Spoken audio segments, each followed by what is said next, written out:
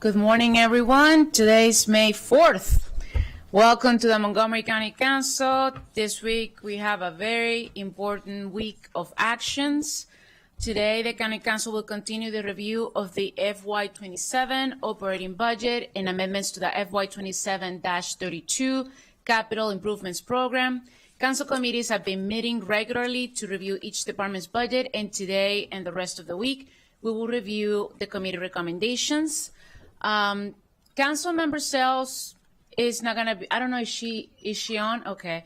She is in a conference for the whole week, and she will be joining us virtually. So with that, we're going to start with the status report of the overview of revenues and expenditures. I'm going to turn it to staff so they can kick us off. Okay, good morning. So the committees have now reviewed all department and agency budgets over the past several weeks, and we've prepared a summary of the committee's recommendations to date. And as a reminder, all committee changes to the proposed changes to the FY27 operating budget are tracked against the executive's March 13th recommendation. We'll start with resource changes. So to date, committees have recommended resource changes that would result in a net decrease of $162.4 million in available funds for the FY27 operating budget. This is primarily due to a series of GO committee recommendations on tax rates. The first recommendation was to reject the executive's proposed property tax increase and the executive's proposed income tax increase. The second recommendation was to adopt a new progressive income tax structure, which would reduce FY27 resources by $64.9 million, to reduce the income tax offset credit in FY27 from $692 to $0 in conjunction with the progressive income tax structure, which increases FY27 resources by $139.7 million, and to apply $50 million in one-time FY27 revenue associated with the recommended property and income tax rates to the capital budget. The next section is reductions, and to date, committees have recommended a total of $10.3 million in reductions compared to the county executive's budget, and the full list of proposed reductions so far is on page 10 of the staff report. And so if the council, just starting with these two elements, if the council were to adopt the resource changes and reductions recommended to date, it will need to find an additional $152.1 million in reductions to approve a balanced budget as shown in the table on the first page, at the bottom of the first page of the staff report. On page 2 of the staff report, we summarize the required reconciliation list items. And the committees have added $214.2 million to the reconciliation list for further consideration per the council president's budget approach. Decisions not to fund items on the reconciliation list will reduce the gap that I just mentioned in the table previously. $28.9 million of the total on the reconciliation list is for additions, enhancements, or other proposed cost increases from Montgomery County government, and $5.7 million is from proposed replacement of grant funds with general funds in county government. The biggest chunk of the money on the reconciliation list is $179.6 million from MCPS's requested increase in local funding over FY26. We also have additions that the committees have recommended to be considered as part of the budget, and in total, committees have placed $9.8 million in additions on the reconciliation list. Decisions to fund additions will increase the gap shown in the table because they were not assumed in the executive's proposed budget. Details on all these different elements are included on pages 3 through 12 of the staff report.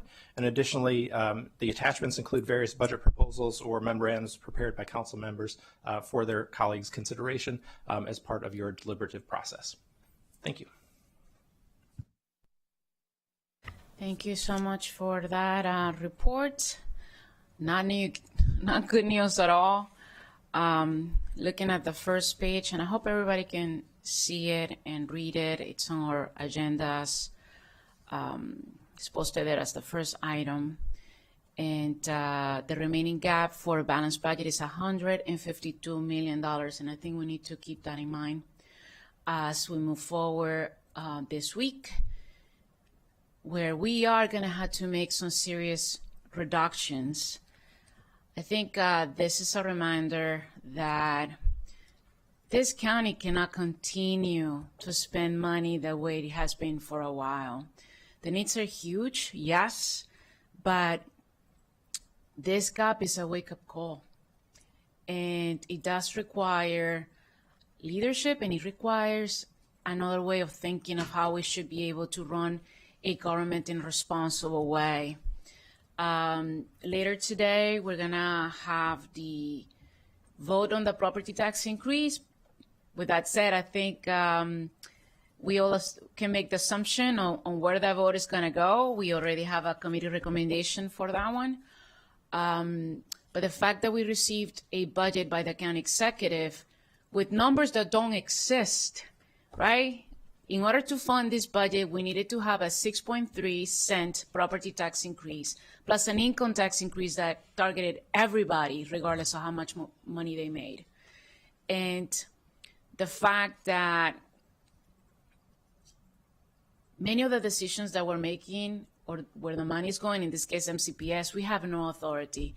And that conversation of having authority has been revealed pretty strongly in recent actions that we have made as late as last week when we voted on the CIP item on the outdoor athletic fields. We don't have authority to say to NCPS if it should use natural grass or turf at all, yet the county executive inserted that into the whole conversation when he knows we don't have the authority. And I do appreciate how NCPS has evolved to be more transparent. But the budget request is huge, and whatever decisions we're going to be making this week, I'm going to make it very clear, will affect how the reconciliation will end up. And the biggest driver for that is MCPS. I want to make sure that's absolutely clear. I put out a guideline to a budget memo. I think that was 3 weeks ago at this point. It feels like decades ago. Understanding that we were moving forward to not having a property tax increase, and that this council needed to put everything on the table and truly analyze where can we have reductions in a way that we do not affect the most vulnerable, and in a way that really ensures that the county will continue to run. And I think that process has made me realize something that we have talked about in the past, but it has never been so vivid as I see it now, is that we have a system that is completely broken. We have negotiations with unions where the council doesn't participate. Then we have MCPS that have their own negotiations with their own union. And then we ended up to figure out how we can afford to pay the bill.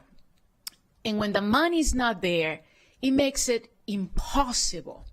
And that's where we are right now.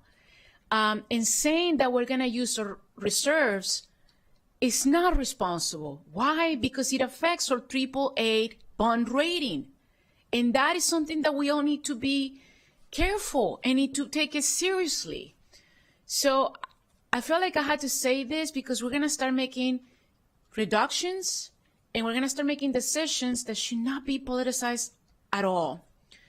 And when I said the budget memo, and I put things on that memo that was really hard for me to put up. I come from the labor union movement, not only because I worked for SCIU, and I think a lot of people don't know that, but because my first job out of college, when I worked for CASA, guess what I did? That union, CWA, that represents CASA, I founded that union with 3 other colleagues. It was me. So when I tell you that we need to open up labor contracts, I'm saying it in a very painful way, and I'm saying it because we are in the red zone right now. You cannot just continue doing business as it has been happening for many years. It's not sustainable. It's not honest. And I know it's difficult, and I have talked to many of you, if not all of you, and I know that what I am pushing has been difficult because it's hard for folks to wake up and just disrupt what has been functioning for so long. Guess what? My job is to disrupt and to ensure that we evolve. And it's not comfortable. It's not supposed to be comfortable at all. So But when I hear from certain folks and say, well, the county unions are only gaining from 2.5 to 3% for 3% SWA, and the teachers have something higher, that concern is valid. I understand it. Because when we say labor unions, it's everybody, not just one sector, it's everyone. But I have no control on what MCPS will do because I'm not on the Board of Education. I'm on the County Council. And we have a system where we give money to MCPS and we have no authority on what to do with that money. Zero. And that is a problem, huge problem. And the fact that we're still working in silos. I am going to commit to something here. I'm going to put together a roundtable in the fall. I want to put a roundtable with the head of MCPS, including the school board, teachers union, or county labor unions, the vice president of the county council, who's going to become president of this council in December, and the upcoming, or whoever gets elected, county executive as a Democratic nominee and Republican nominee too. And really seriously take a look at how we are working, because it's just not, it doesn't function. We are in a position where we need to make serious reductions right now. And as I have said before, there's no way I'm going to touch on anything that deals with housing. I will not do it. I'm not going to help. The people who are about to get evicted, they are the most vulnerable. So those are the ones that I'm going to protect. Second, public safety, or anything that deals with transportation infrastructure and making sure that with our bus drivers, that operation continues moving. Those are the main areas that I care about and that we need to protect, which means that if we don't open labor contracts because it's not convenient, and if we don't make reductions in particular places or programs that we care about, and in that list that I put on my memo, I even included the McHale one, the one that deals with ESOL. I'm the only ESOL person in this place. I'm the only one whose English is not the first language, and I put it in that list because when I say we're gonna touch everything, I had to put things that I also deeply care about. So just get ready to find $152 million. And it's sad that we're here, and it's not anybody's fault, but it doesn't mean that we don't take responsibility to change a process that is not working. And we're gonna break some hearts, lots of them, and we gotta own it and move forward. And so that's how I feel. And no, I'm not gonna turn it to anybody. We're gonna start moving and voting. And I do wanna say, because I saw Councilmember Wiljawondo, I'm gonna give you flowers. I'm gonna give you compliments, Councilmember Wiljawondo, because when I said we're in a tough situation in that budget memo, and I said we're gonna have to seriously touch on everything and make really hard decisions, and I'm looking forward to suggestions to make reductions. Councilmember Jawondo took the assignment. He didn't just come to me and said it, he put it on paper for us to think and debate. And that's what I expect each one of us to do, because it's gonna be really hard. And I was at an event on Friday with him and Councilmember Don Lukey, and the Green Bank was there. And I said to the Green Bank, I am so sorry, because we're about to reduce your budget. I love you, but there's just the math doesn't work. And then when I got off the stage, because that was my speech, believe it or not, when I got off the speech, Councilmember Jawondo came to me and said, I said the same thing to them, and I appreciated that, because this is the time where we need leaders, not just to say, I don't want to have a tax increase. Tell me what you're going to reduce. Don't tell me what's the soundbite nowadays. Be a leader and tell me what are you going to be reducing, and be public about it. But That's where we are today. And I look forward to making those reductions. I am not going to turn into any colleague right now. We're going to move on to the next part of the agenda where we're going to be starting making these reductions. And at that point, everybody can speak and do what they have to do. So as a reminder to my colleagues, we will take a straw vote for each budget. And at that point, you can make your comments.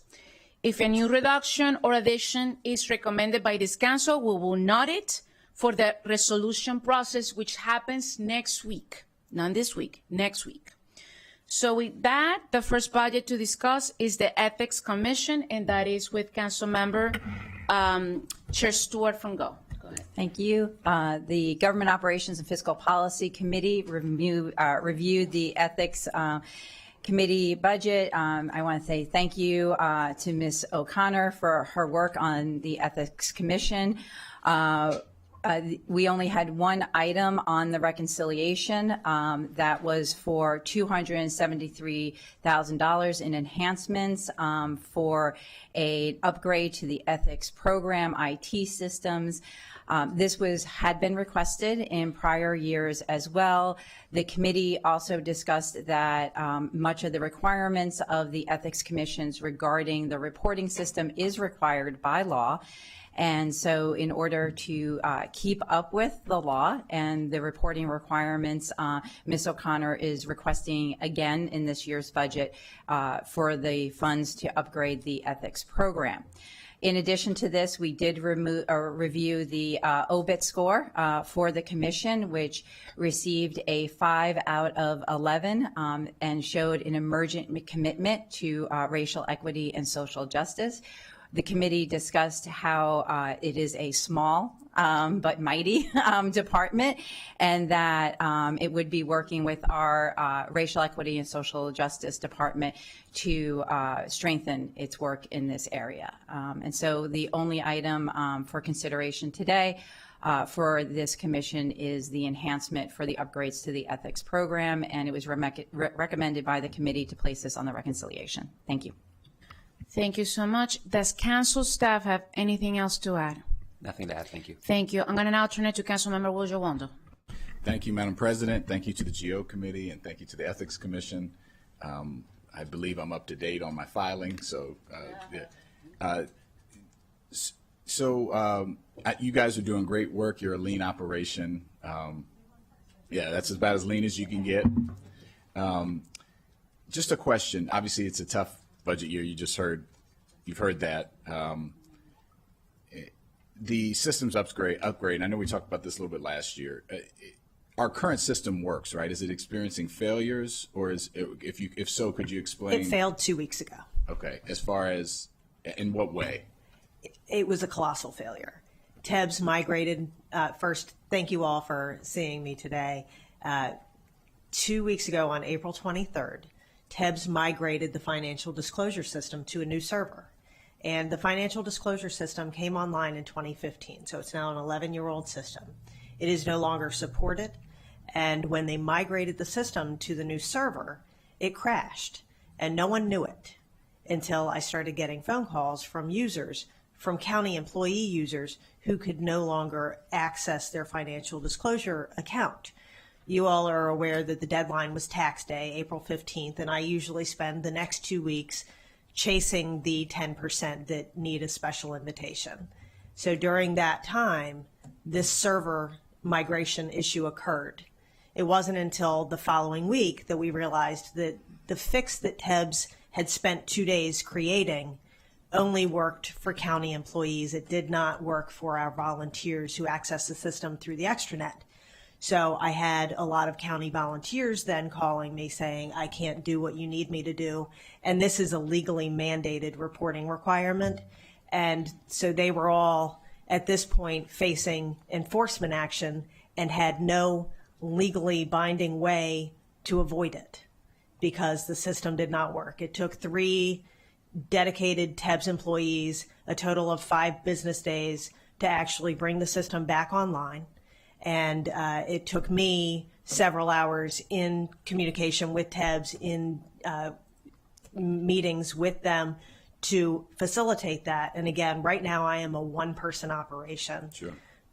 The financial disclosure system is mandated by Section 19A-18 of the county code that states that the filing system must be electronic. The failure of the electronic system does not negate the reporting requirement. No one in this room, I believe, remembers the paper days. And if we go back to paper, that is going to cost the county more money in the long run because I will require my third PIN, which was taken in 2019. In 2019, that position was a grade 21. It cost the county $115,000 a year for that one position. We electrified all of our systems and wound up no longer needing that third PIN. And largely it was because the financial disclosure system worked so well. This is a continued maintenance issue. It is absolutely necessary. We have run out of road to which we can kick the can. I appreciate your answer and understand why the committee added it. Thank you. Thank you for that. So without objection, we need to have a straw vote. So all those in favor, please raise your hand. On the What's the actual vote? Sorry. on your committee recommendation. Okay, yeah, okay. What Yeah, you yeah. said. Okay. Yeah. I had a question. Oh. Before we take the vote. Oh, Lorianne, go ahead, Councilmember Lorianne Sells. I didn't see you asking for. Okay, go ahead. Okay, thank you. I just had a question for the department. I see that there's multiple phases for integrating and upgrading the system. I am so sorry. We cannot hear you. We barely hear you, I should say. I see that there are 3 phases for upgrading the system. Is that any better? Yes, we can hear you now. Okay. So there's 3 phases to upgrading the system. Is that correct? There are 3 separate systems in the Ethics Commission's program portfolio, and the TEBS discussion is that it is more cost effective to upgrade all 3 at once.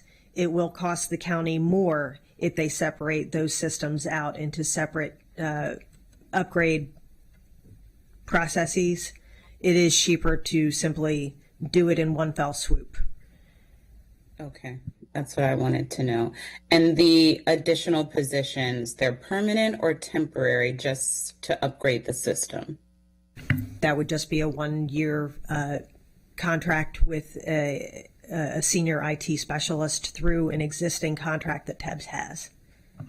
Okay, thank you. May I add one thing? I'm so sorry. Yes, go ahead. Just to that point, the last year's request was close to $600,000. I have willingly said I'm going to incorporate a lot of the additional manpower needed to continue these systems and maintain the systems. I will work those into my own office, into our portfolio, so that we do not need to cost the county an additional $50,000 year over year for systems maintenance. Thank you. Thank you. I don't see anybody else having a question. With that, all those in favor to the Ethics Commission budget, please raise your hand. It passed unanimously. Thank you. Next, we're going to go to historical activities, non-departmental account. I'm going to turn it to Chair Fritzen and Chair Jawando. You both. I Yeah, chair go on ahead. this one. Yeah, appreciate it. This was a straightforward one, a relatively modest one, but one that we care very deeply about. I was appreciate Mr. Logan joining us. The county executive recommended a budget of $184,325. That's actually less than the approved FY26 budget by over 19% due to the elimination of funding for 2 projects that were included in last year's budget. It does include a 2.5% inflationary adjustment for nonprofit provider contracts, which will be taking it up outside of this recommendation. The C's budget didn't have anything that would be included in the rec list because it was a reduction, but the Joint Committee did recommend $15,000 in funding for the oral history project, which was not included in Montgomery History's budget this year. This was part of a discussion that we had. There's been ongoing work through a contractor to record the oral history of some of the Black elders in our community and to ensure that the African American history that we have in Montgomery County is captured in perpetuity, and to put us in position to completing that work through the existing contractor, which is something that the council has supported. So a reduction from last year of quite a bit, 184,325. The committee did recommend adding the 15,000 because it wasn't included in the county executive's budget. That would be placed on the reconciliation list. Thank you for that. Before I turn it to staff, Councilmember Evans. Yes, good to see you, Mr. Logan. I thought it was really important that since the work had been started with the Black oral history information, that we continue that on. I think it's really important that not only our students, but our community, the residents, are very much aware of what's happening. We don't want history to repeat itself, and how we get educated is we have that information. A lot of what we're seeing happening across the country, we could do better by providing opportunities for people just to be educated and made aware. So I thought it was really important that we add something in so that you can continue that work. And so thank you for that. Thank you for that. I don't think there's anything else to add, and I don't see anybody else wanting to have any questions. With that, is there a motion? Go ahead. My apologies. I saw Councilmember Sales' hand was raised. All right, Councilmember Sales, you're gonna have to please, because you're not here, you're gonna have to text me, so because I can't see you, and so Yeah, since you're not here, I please. texted you the last time and you didn't see it, so no. I thought the hand would work. So No. I'll do both. All right. So I had a question about the work of this body. The 50,000 that you requested that the county executive did not include in his budget, but the committee provided 15,000. Are you able to share what the plan is to do with that funding and what you won't be able to do if you're not fully funded? Thank you for the opportunity to say a few words. There were two aspects to the original $50,000 request. One was for the oral history work, and the second was to commemorate the county's 250th anniversary, which is coming up on September 6th. Obviously, it's a major milestone and an opportunity, as I had mentioned to the committee, to express the county's values relative to what is happening nationally. And it's, I think, a very important opportunity. With the additional funding, we're going to be able to continue our oral history work at a lower level, but as I mentioned, the ability to maintain relationships and to keep some momentum, it takes a long time to develop trust in communities that have been traditionally excluded from historical narratives. And so for us to sort of disappear in that regard would be incredibly damaging. And if you'd allow me, I'd like to introduce Adidana Ashabir, who is our oral historian, just to say a few words about what's on tap for the future. Sure. Good morning, everyone. Thank you. And I also completely appreciate the tough time that or the tough decisions that have to be made. So far, we've been able to interview community members from Emery Grove, Bethesda, Scotland, Lincoln Park, Damascus, Littonsville, and Norberg, Sandy Spring. Of course, there's much more work that we would like to do, and what we don't want to do is be anthropologists that come in, extract, and then leave and disappear, as Matt has just said. There's other communities that even when I joined to do this work, we were told that they didn't want to talk because they didn't trust people and they had been burned. And so these are the things that take, unfortunately, a bit of time. But it's been an honor as a Montgomery County resident and proud product of Montgomery County Schools to learn about my home in this way as well. And we're definitely eager to continue this work, to reach the communities that we haven't been able to reach thus far, and also to continue to tell stories that also now come to us because we've heard, or people now know, that we're doing this work. I just sat with Mr. Vernon Ricks, and we're able through that story to talk not only about the past, but about the present, as he was at Xerox and built the company's affirmative action policy. And so naturally he has thoughts about the current DEI moment that we're in. Also speaking recently, I had a 4-hour interview with Mr. Rico Newman, who is a member of the Piscataway Conoy tribe, and he had his thoughts on what the 250th means to him as an Indigenous person and his experiences and what the celebration, quote unquote, means or doesn't mean. And so not only are we able to talk about history in our work, we're also able to talk about the present. And so it's a really interesting moment that we find ourselves in, and we appreciate your continued support. Thank you. So if we can just repeat what we're voting for the record. Thank you. We're going to vote for the historical activities non-departmental account as recommended by the Joint Committee. That's what we're voting for. And includes everything that has been discussed. Is that? Okay. So I want to know what we were decreasing or increasing. We're going to, no. The recommendation from the Joint Committee is on the staff report. We're going to vote exactly on what the staff report says for the Joint Committee recommendation. And I don't think anybody here is in disagreement with the Joint Committee recommendation. No one is. So with that, we have a recommendation by the Joint Committee that discussed the historical activities non-departmental account. All those in favor, please raise your hand. It was approved unanimously. Thank you so much for coming today. We're going to move on to item number 4, Maryland National Capital Parking Planning Commission.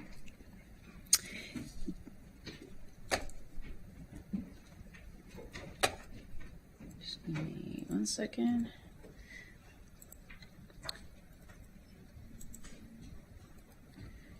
And I'm going to turn it to the chair of the committee, of PHP Committee Chair Friedson. Thank you, Madam President. The PHP Committee reviewed the County Executive's recommended budget for the Parks Department and Planning Department, as well as the budget for the Bi-County Central Administration Services, CAS.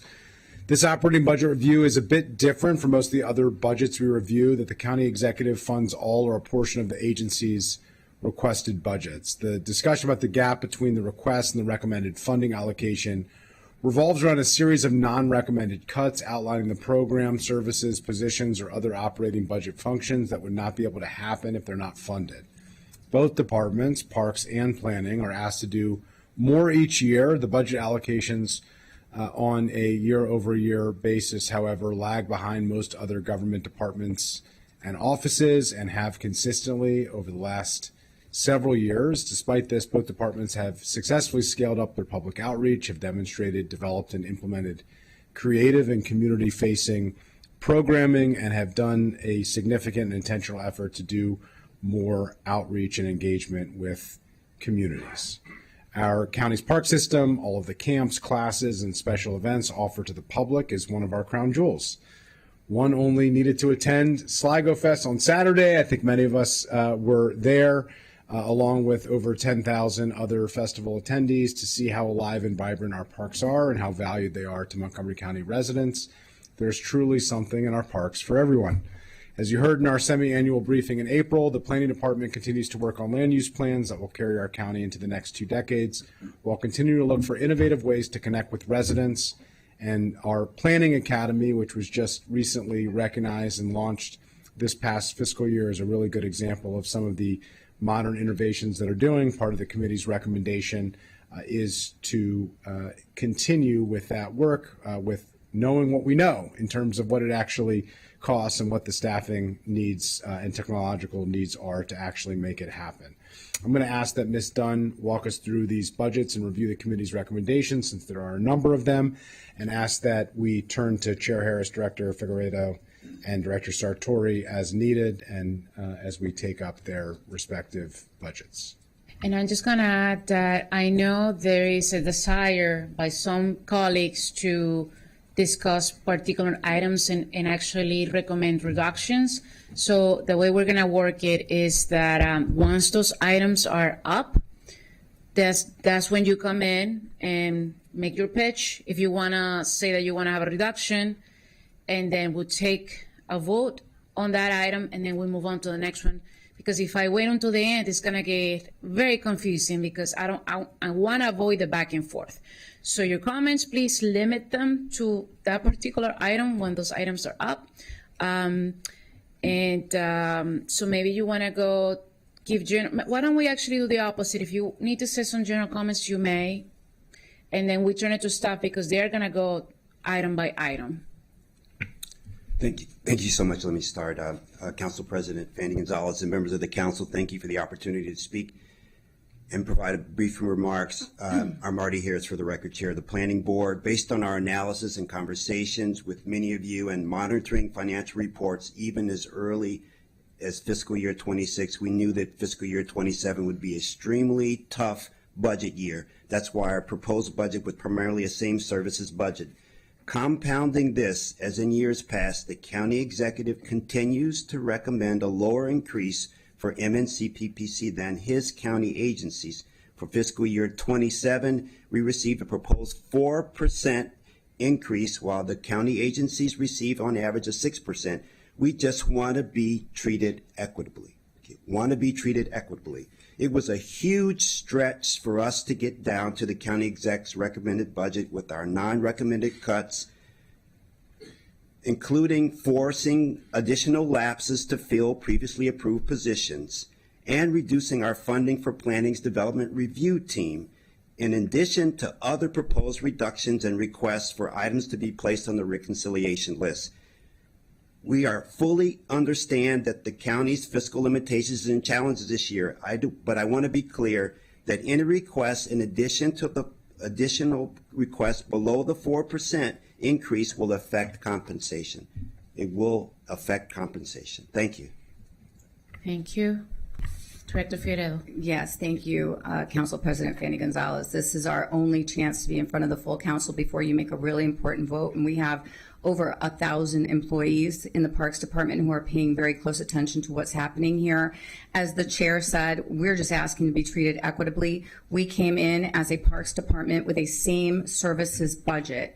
We got our compensation a little bit for the cost of Wheaton headquarters, a little bit of risk management from the county executive, and the rest of that $3.2 million, which is major known commitments, we had to offer up as non-recommended reductions. I don't know how we would take all of those non-recommended reductions without affecting compensation, because some of the things that are on the reconciliation list are things we have to pay for. Others are things that if we don't get the funding for them, you will see a decline in services in parks. And parks are one of the most visible things that county residents see. So when they see this decline in services, and the decline will be real, we will all hear about it. So, I appreciate the chance to be in front of you and to answer whatever questions you may have. But again, this was a same services budget. We understand that you are making really hard choices. We are asking to be treated equitably along with all the other departments in front of you. Council member. Director Sartori. Not yet. Not yet. Just kidding. The announcement just came today. Okay. Thank you. For the record, Jason Sartori, Planning Director. I want to reiterate what we've heard here. We fully understand the dilemma that you have, the tough decisions that you have are ones that are not unfamiliar to us, because we are continually in the planning department operating from a point of disadvantage in terms of budget and staffing. And I just want to remind, it would even be unfair to ask us to take an equal or proportional share of additional cuts when we have not, for the past 2 decades, and in particular for the last 7 years, we have not been able to benefit from a proportionate share of the gains over that time.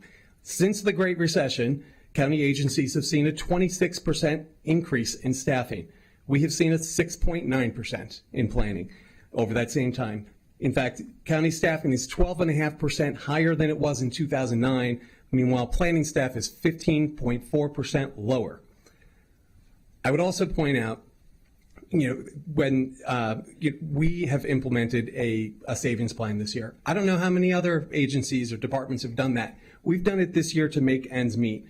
We did that. We don't have much natural lapse. So we've done this by actually keeping positions open, much vacant, much longer than we need. And you know how badly we need positions.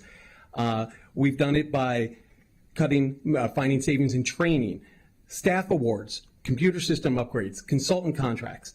We're doing this so that we can keep the Development Review Special Revenue Fund solvent. And so, with all the things that have come on in recent years, there's been a lot more asked of us, but we haven't got new positions to do that. And one of them, it's, with the new expedited plans we have a budget that the county executive has put forward that actually would leave 5 of our development review positions unfunded. It's just unacceptable. We understand how difficult this is, but in order for us to do the engagement that you ask us to do the placemaking, to do the master planning work, to be out in the community, we need this funding. And I would also highlight some of the recommendations and things that you all have moved forward or things that have come from the planning department. So, Vision Zero, we didn't get a new position. We have a lot of stuff that we do with Vision Zero, the Safe Streets Act. Many of those recommendations came directly from planning work. We didn't get a new position for that. We didn't get one for climate assessments. We didn't get one for the work on the climate action plan. So we need everything that we have. Thank you. With that, we're going to start with council staff going line by line. And again, council members that want to look into each particular item, please let me know. Great. Thank you and good morning, council. So you have a staff report for you for this item. It is around 6 pages for the staff report. It is a very brief staff report in that respect. It just gives you what the committee recommendations are, and I will go through those in a minute. But I just wanted to let you know, or for anyone else that's following this, attached is the PHP committee staff report, which was actually very detailed. And so if you have questions or you need a little more information as we're going, you can also go to the PHP committee staff report. It's in the packet. So with that, on the first page of the staff report, you'll see that there's a summary of what was approved in FY26 for the Park Fund and the Administration Fund.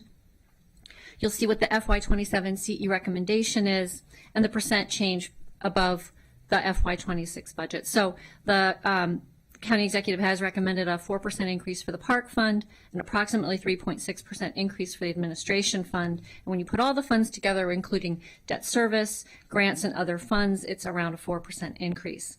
We will first cover the Park Fund.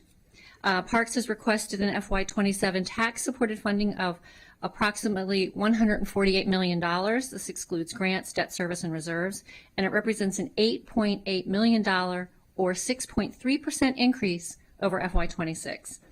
The executive recommended 4% increase over FY26 results in not being able to meet everything that they've requested.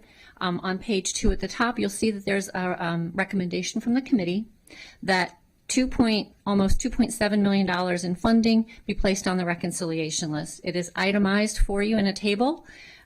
These were increases to the FY26 budget. They were offered as Tier 1 reductions in order to meet the county executive's recommended budget. So there are items 1 through 5. The first 3 are increases in funding to allow for a decrease in their salary lapse.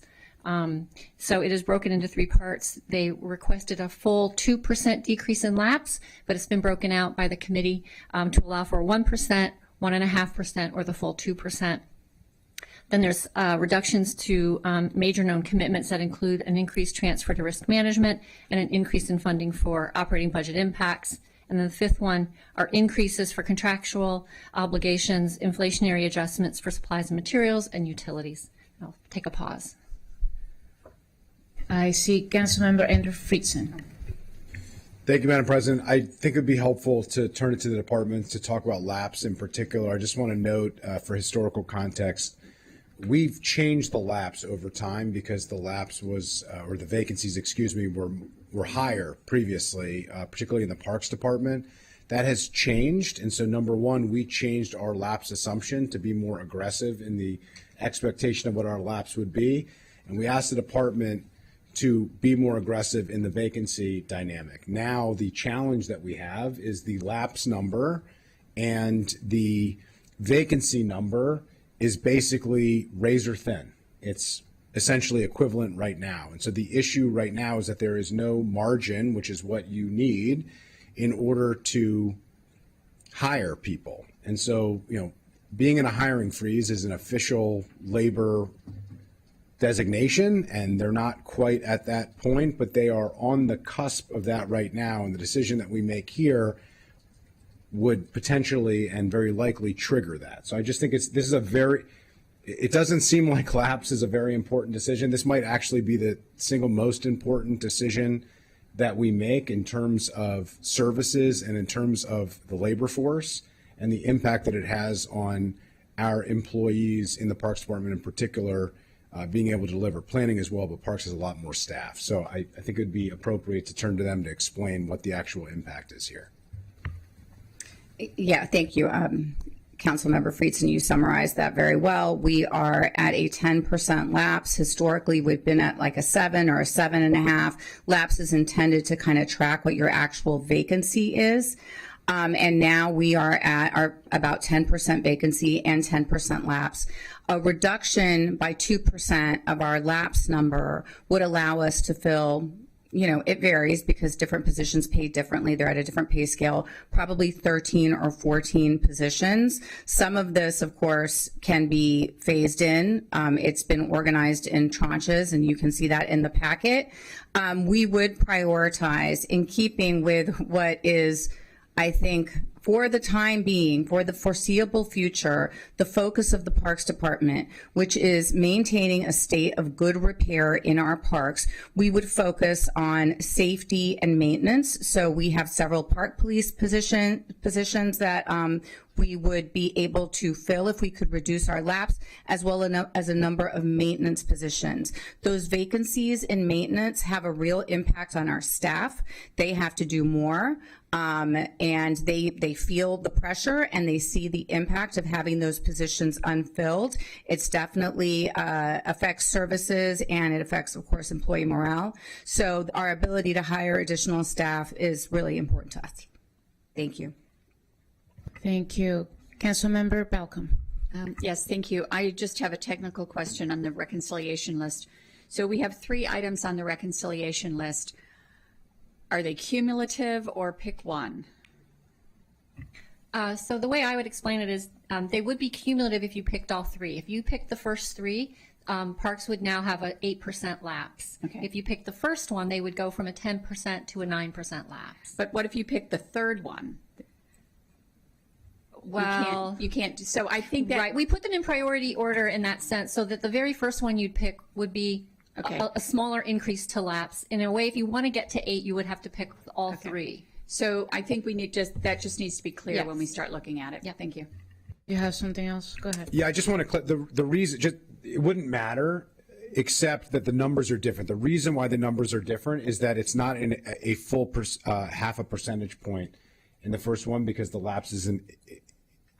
It's what is the current vacancy number to the lapse assumption is the first budget number.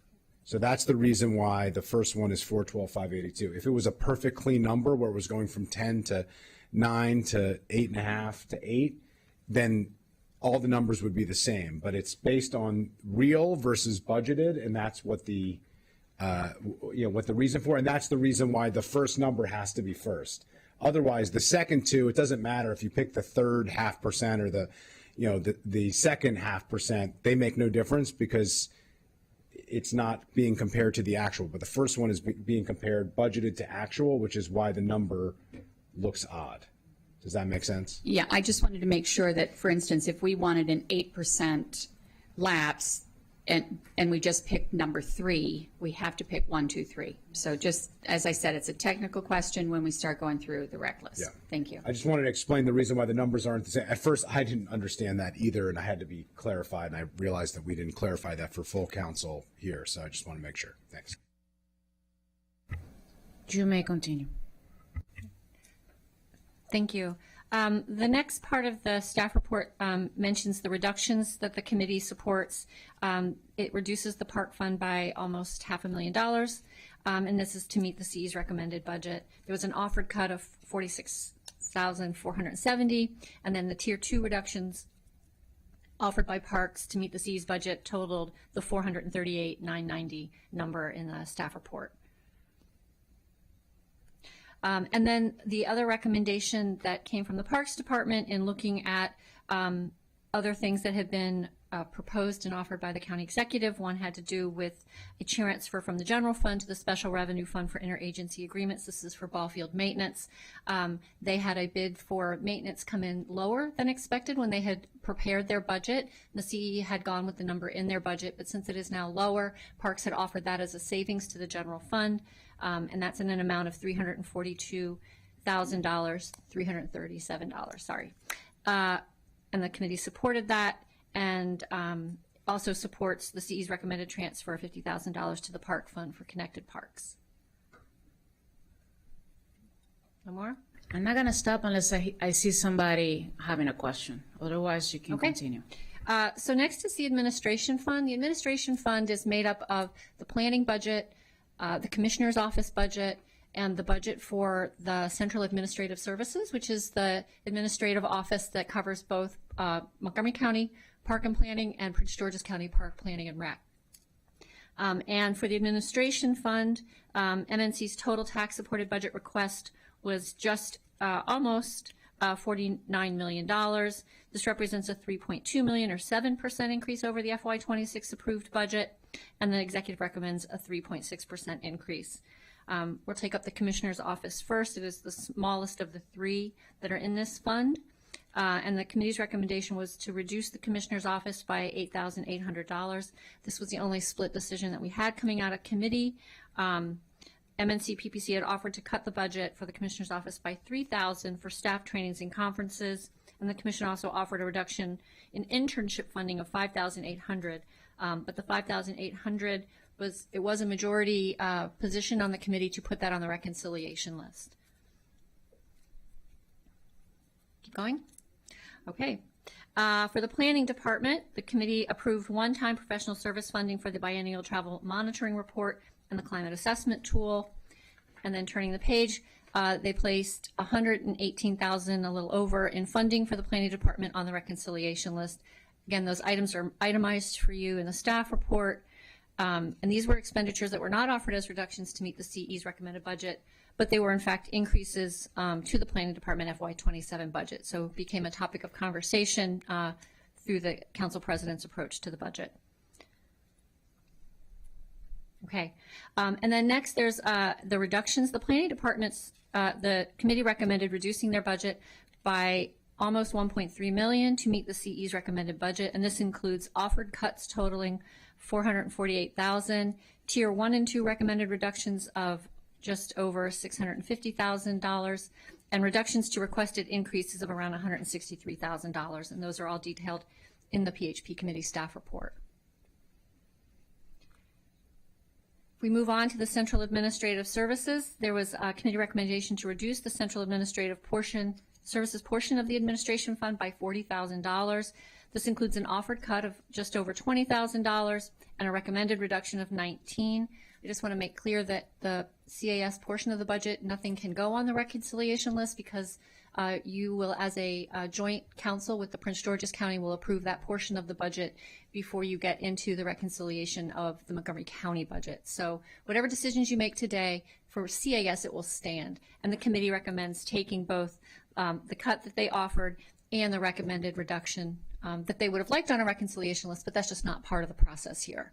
So the committee's recommendation is to take it down by $40,000. And next is the non-departmental account. The committee placed $153,000 on the reconciliation list and has there was a recommended reduction that the committee had for $93,682. Okay. Also in this budget, there are other appropriations. There's the Property Management Fund, the Enterprise Fund, the Advanced Land Acquisition Revolving Fund, and those were all approved by the committee as submitted. No problems. And now we'll turn to the special revenue funds. Their special revenue funds are used to account for the proceeds from specific revenue sources that are legally restricted to expenditures for specific purposes. Programs that appear in the special revenue fund are funded in total or in part by non-tax sources. The Development Review Special Revenue Fund, this year MNC PPC asked for a $3.9 million transfer from the administration fund for the Development Review Special Revenue Fund, and the CE had recommended a $1.5 million transfer. That was the amount approved last year. In In response to the C's recommended budget, the board requested the council approve a minimum $900,000 transfer in addition to the $1.5 million that was part of the CE's budget. This would total a $2.4 million transfer. According to the department, the $900,000 increase is the minimum needed to support staff salaries associated with the work years required to perform development review activities. And the committee supported the $2.4 million transfer from the administration fund to the development review special revenue fund. And I just wanted to clarify, I think it came up after our finalizing the committee work session that the $900,000 as an addition is on the reconciliation list. Okay. And the next has to do with the Water Quality Protection Fund. MNC PPC requested an increase of just over $2 million in revenue to be transferred from the Water Quality Protection Fund to cover planning department staff time in their efforts on this fund. The C did not include this transfer of revenue to the planning department for this work. We've met with DEP and OMB and spent time talking about this at committee, and there's a dedicated effort to make sure that this work gets treated equitably and fairly as far as funding goes, and we'll start working on that in June. But as far as this budget, the committee felt like at this time to not make the change in funding source yet. And with that, there are some other special revenue funds that were all approved as submitted.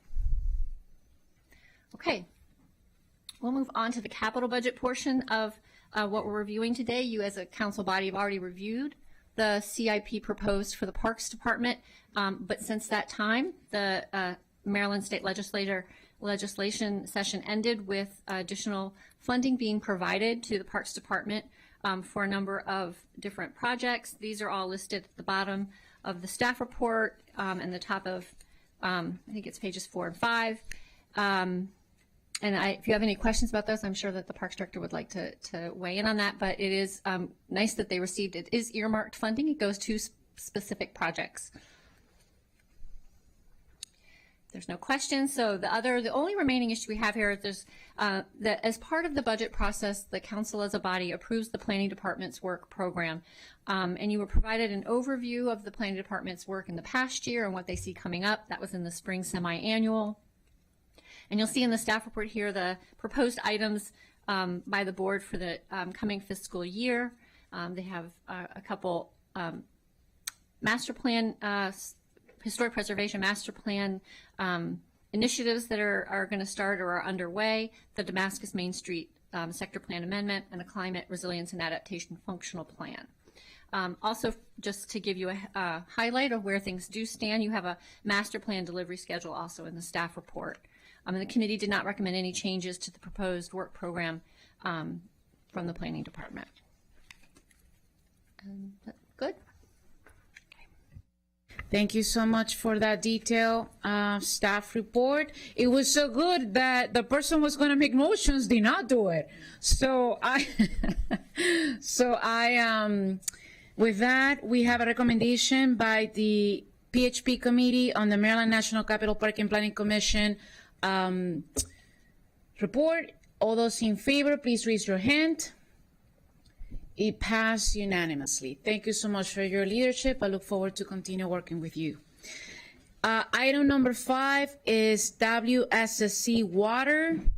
I see the WSSC or water team here. Please come forward, and as they get ready, I'm gonna ask the Chair of the Environment and Transportation Committee, Chair Glass, to kick us off in a second once they settle.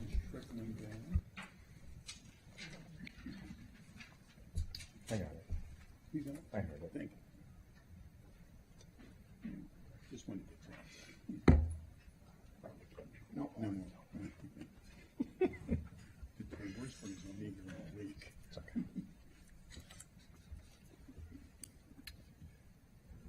Sydney and I are just figuring out how many water puns we can share with each other. So, hot mic moment. There we go.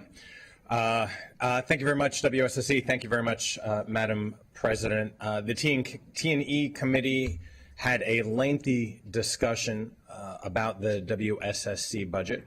We spent considerable time talking about the Potomac Interceptor. and the cleanup and the repair and the ongoing costs.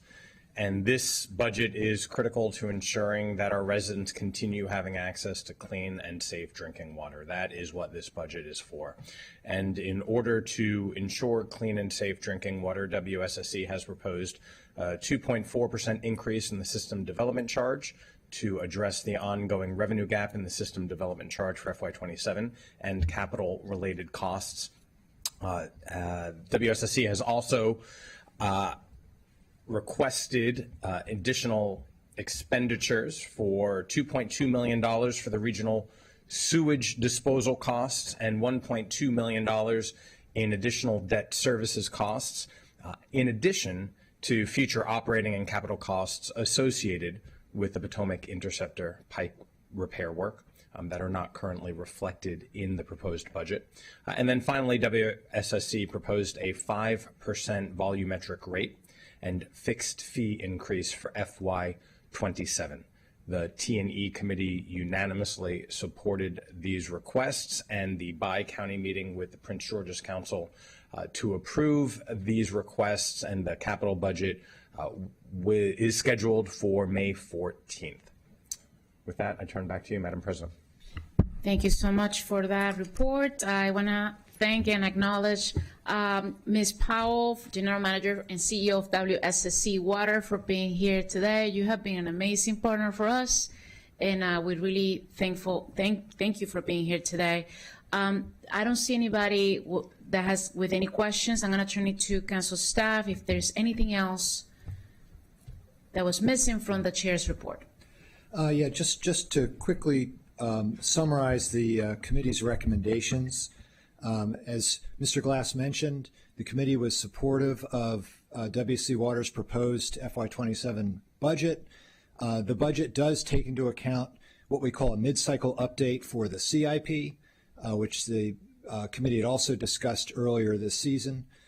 So that those numbers are baked into the operating budget that you see here. But I did want to note that this time around, it was a very difficult budget process for WSSC Water, and they had to look deep within their existing budget to identify savings. So I noted in the packet about $27 million in savings they asked their internal departments to try to find. So that was able to bring the rate increase down to the 5% level, which was within the range of the two councils. The Prince George's Council had supported a 5% maximum rate increase, and the Montgomery County Council had supported a 6%, so they're at the 5. However, that was not in itself sufficient to cover even with the cuts that they made. So they did identify some one-time revenue. They had some unusually large interest income that helped them get through that extra percent, if you will, to sort of get the expenditures to the 6% level that our council would have supported, and also some use of fund balance. Going forward in the long-range plan that's also in the committee packet, we are still looking at some significant rate increases in the out years over the next 6 years that will be challenging for both councils to deal with going forward. But for this budget, I think staff was supportive, as was the committee, because they were able to come back with a budget that was within the realm of what the two councils wanted last fall. No new staffing is requested in this budget. So many of their costs in the short run are essentially fixed. They also have costs increasing from DC Water that are noted in the packet. So with all of that, the committee was comfortable with the WSSC Water recommendation. Thank you for that. I'm going to turn it back to the chair of the committee. Thank you, Madam President. Thank you, Mr. Lovchenko, for that report out. I want to turn it over to WSSC and invite the general manager to provide some comments, because all of us have been in correspondence with you, and particularly with residents, about the Potomac Interceptor. And I think it would behoove the body and all those who are following this conversation to get an update from WSSC, because while it was not a WSSC pipe, we are We are being asked, or WSSC is being asked, to pay a portion of it. And to go one step further, it speaks to the aging infrastructure that exists and underscores the need for this funding so that our aging pipes can be repaired as quickly as possible. Thank you, Chair Glass and members of the council. It's a pleasure to be here with you today. Specifically on the Potomac Interceptor, you may recall that we had initially been told, or it was initially communicated, that the emergency would be $20 million. There were also 3 planned projects, and in January, actually, there was a presentation to wholesale customers from DC Water that provided the cost estimates for those planned projects. After the failure, we received an updated presentation of the planned costs for those projects, which had increased. That was about early February, in addition to the estimate for the emergency. It's been a few weeks now. We received a correspondence from DC Water, which shared that the estimated costs are now $59 million. That includes the emergency and also bringing forward work on one of the planned projects. After that, we received notice that they were going to move forward with some additional urgent need work on the Potomac Interceptor, which is in the Maryland section. And it's important for our customers to understand that this piece of infrastructure is shared infrastructure because of where the failure happened and where this infrastructure sits. All of the costs are borne by Virginia and Maryland jurisdictions, utilities.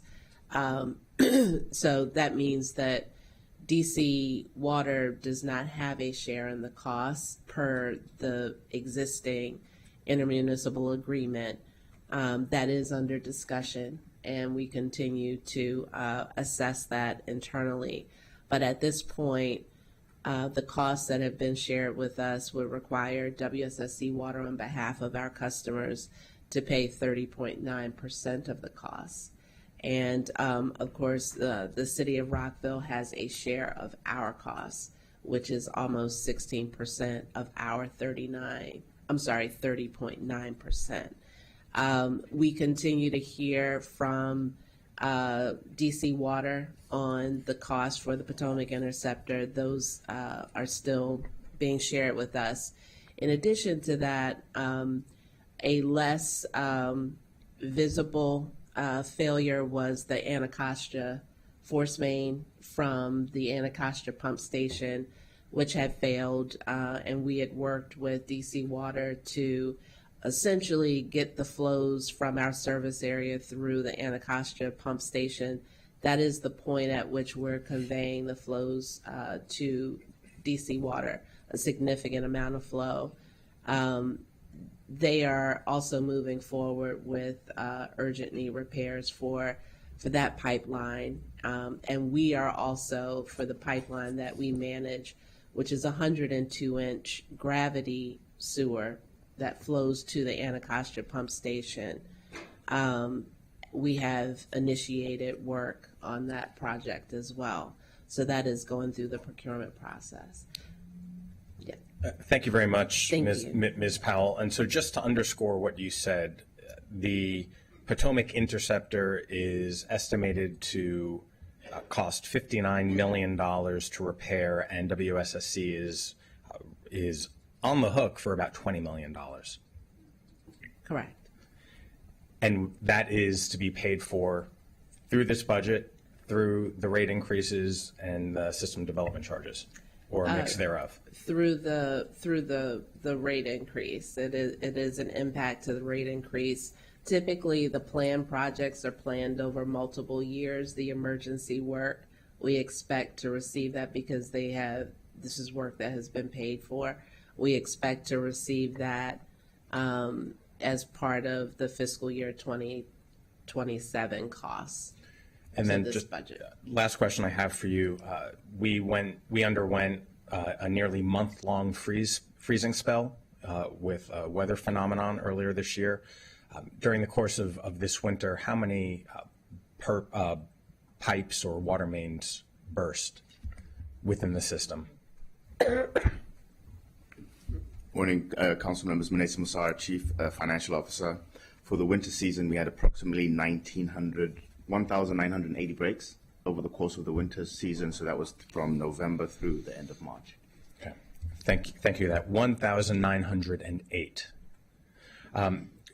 I know that nobody likes rate increases, but it is acutely aware that these rate increases are needed to pay for and repair aging infrastructure, at the core of which is clean and safe drinking water. If we do not provide this level of service, next year probably more than 1,900 pipes will burst, and we still have to pay for the Potomac Interceptor. And I look forward to getting updates as to that regional compact for a pipe that was not ours, how we are on the hook for so much of that expense. Just a different conversation for a different day, but very much appreciate this update. I yield back. Thank you for that. I see Councilmember Don Luque. Thank you, Madam President. I just wanted to ask a quick clarifying set of questions because, there has been media attention on the state, of course, has filed a lawsuit related to the incident with the Potomac Interceptor. And I just wanted to be clear to make sure everybody's on the same page that legal action pending across the street in the circuit court is related solely to damages that the state has incurred and doesn't impact costs that WSSC has to bear with respect to the ongoing work to repair, correct? That, as it is filed, yes. We will continue to confer with our counsel. Okay. And I appreciate that you may not be able to answer some of those things. And based on what may unfold in the course of the litigation across the street, it is possible there may be things that indicate that we WSSC, are not as responsible for payments of certain kinds, and that would reflect in a subsequent settlement, judgment, et cetera, that we would be able to take up at a later date once that action has been resolved, right? I would say, without counsel being here, that may be the case. Okay, thank you. However, for fiscal year 2027, Right. we're expecting to receive the costs, and we will at the same time continue to evaluate the situation. And as a reminder, the reason one of the hallmark reasons that the incident happened was because DC Water delayed capital repairs to a line that they knew or should have known was corroded, correct? I would say that it appears that the repairs may not have been made before, well, the repairs were not made before the infrastructure failed. Right. And so I just wanted to plant that as we bear responsibility for our own infrastructure, and that is why the funding that is required and the rate that we set is important in order to make sure we are maintaining that aging infrastructure appropriately. Thank you, Madam President. Absolutely. And I will, as we had shared during committee discussions, we have tried to focus on high consequence of failure infrastructure ourselves. However, we have, many miles of pipeline, and the team does the best it can to maintain where we're not making capital investments or not able to get to those capital investments. We have tried to make sure we have belts and suspenders to also adequately fund operations and maintenance. And that is what our team is doing when they're addressing over 1,900 water main breaks. It's because we haven't been able to get to replacing those. Thank you. Thank you for that clarification. Is there anything else before I ask for a vote from council staff? Just to note, a lot of the costs you've heard, they're not currently in the budget. Yeah, The costs have been sort of moving around a bit. So WSSC Water will have to do some additional reshuffling going forward, very likely. There's a couple other items that were noted in the budget that have already gone up. But then the Potomac Interceptor issue, as that plays out, whatever the bill is for that we ultimately have to pay, whether it's 27 or 28, that is something that will come back in addition to what we have here today. Yes, thank you for that. And as a reminder, we do have a bi-county meeting with Prince George's County on May 14th, where we're going to be officially voting on 3 really WSSC items, because it's the operating budget, it's the CIP, and then the systems development charge, right? So those 3. I don't see anybody else wanting to make a comment with that. Please raise your hand if you are in agreement with the recommendation from the T&E committee as established today. It is unanimous. Yes. Thank you so much. And we're going to move on. Thank you for coming. Thank you, Madam President. Thank you, council members. Next, we are going to item 7, Washington Suburban Transit Commission.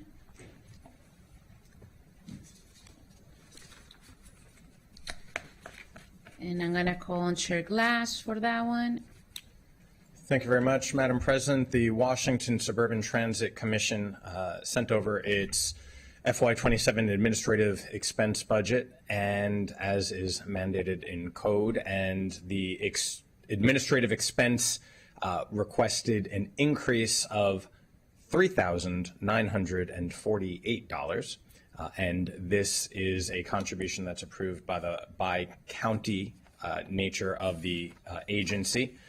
And that is merely administrative. And so the WSTC's total FY27 administrative expense budget request is $550,376. And that is a unanimous T&E supportive measure. Does council staff have anything else to add?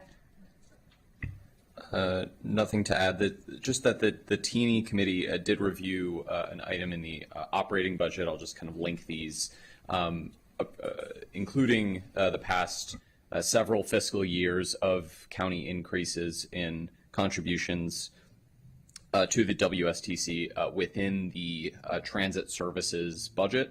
So if you see that as an item, it's just the council had approved several of these annual recommendations that were annual contribution increases that had been just absorbed into the transit services budget in the past that we're now including in the base.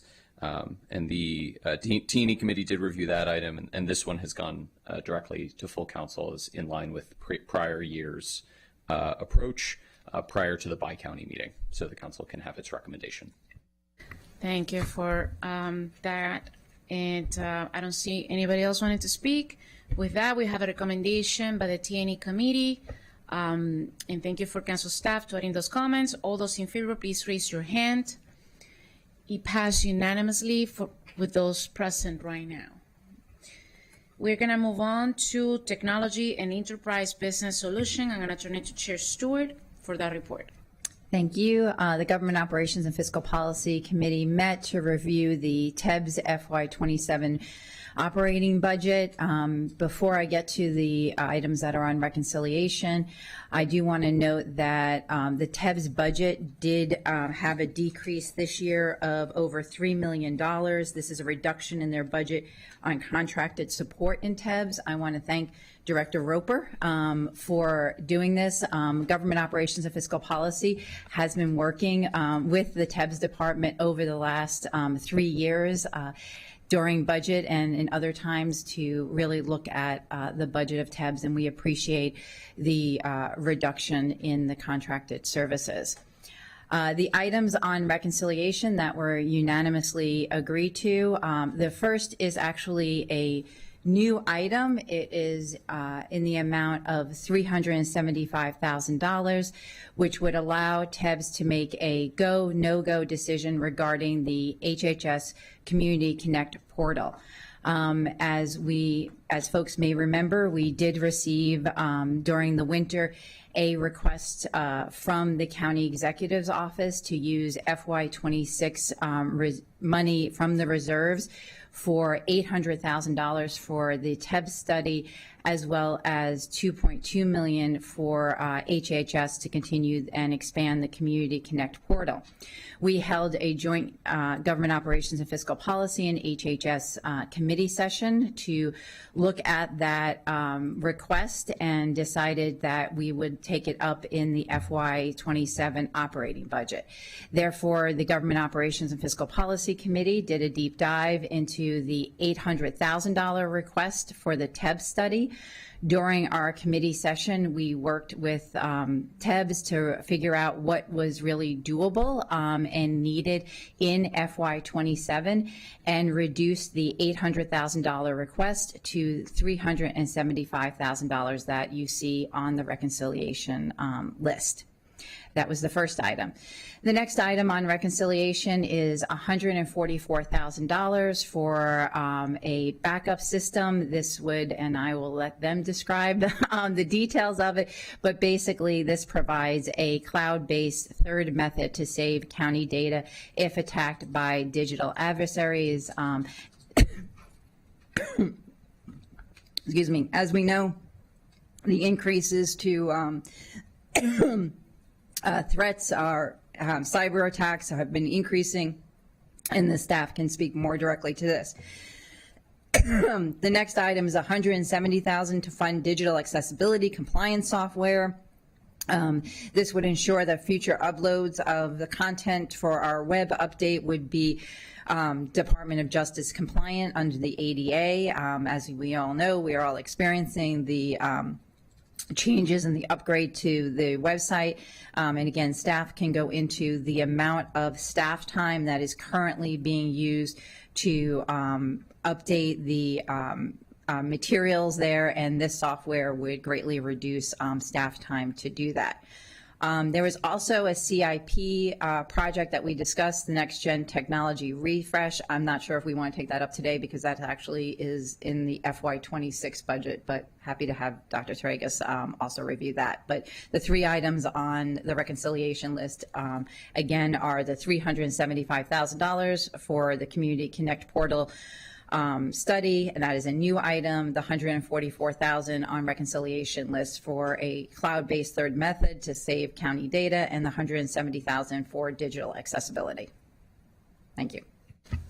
Thank you for that. Does council staff have anything else to add? And if anybody is okay, I see Councilmember Ojawando, but if you have something else to add before I turn Just to amend on page 2 on the top, item D, the $2.6 million. It says from current revenue, but we recently received an amended PDF that shifts the source of funding for this new project from current revenues to short-term financing.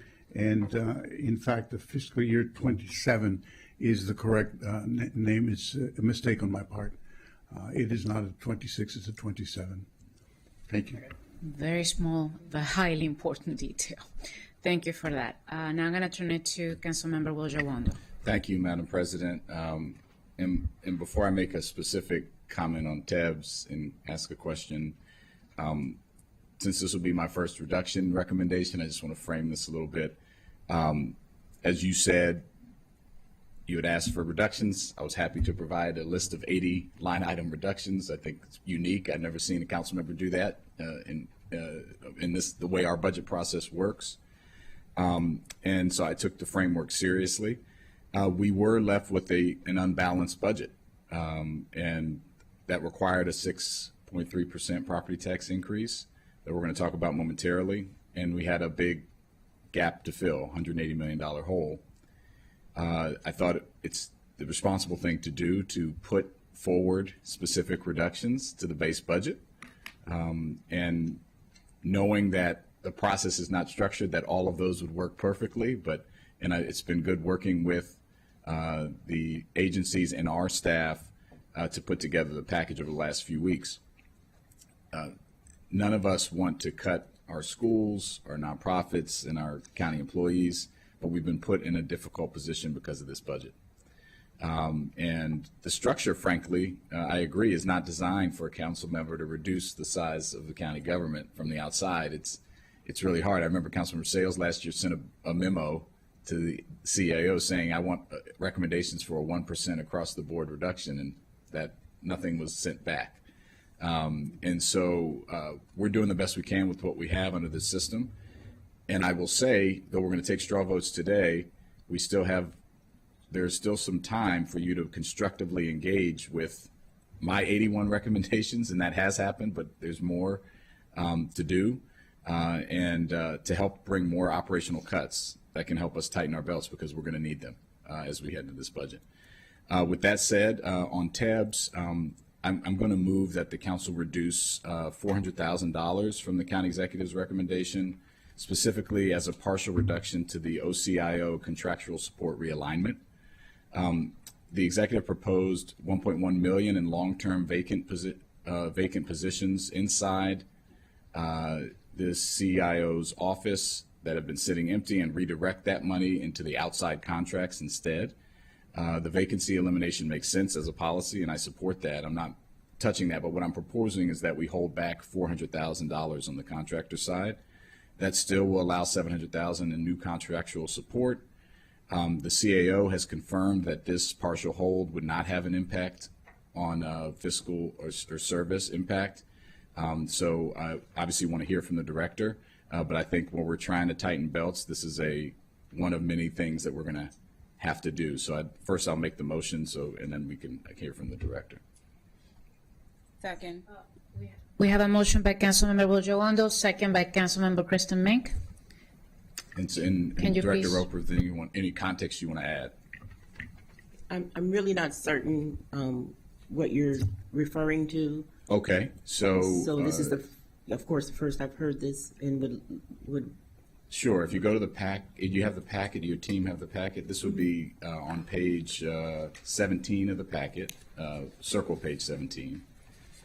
There's a realigned contractual support offset by elimination of long-term vacancies. Office of Chief Information Officer, there's a $1.1 million or 1.098453 expenditure there.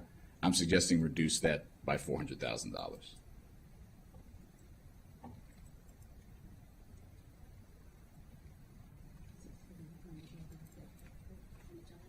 Yeah, and it's on page 43-9 of the budget summary book, and page 17 circle of the packet.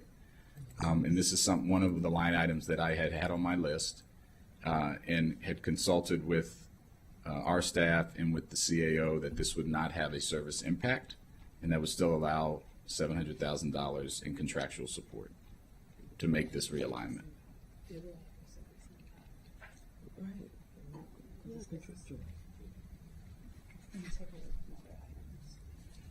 So basically, this would have a service impact. If you look at our overall budget, the primary makeup of our budget is contractual.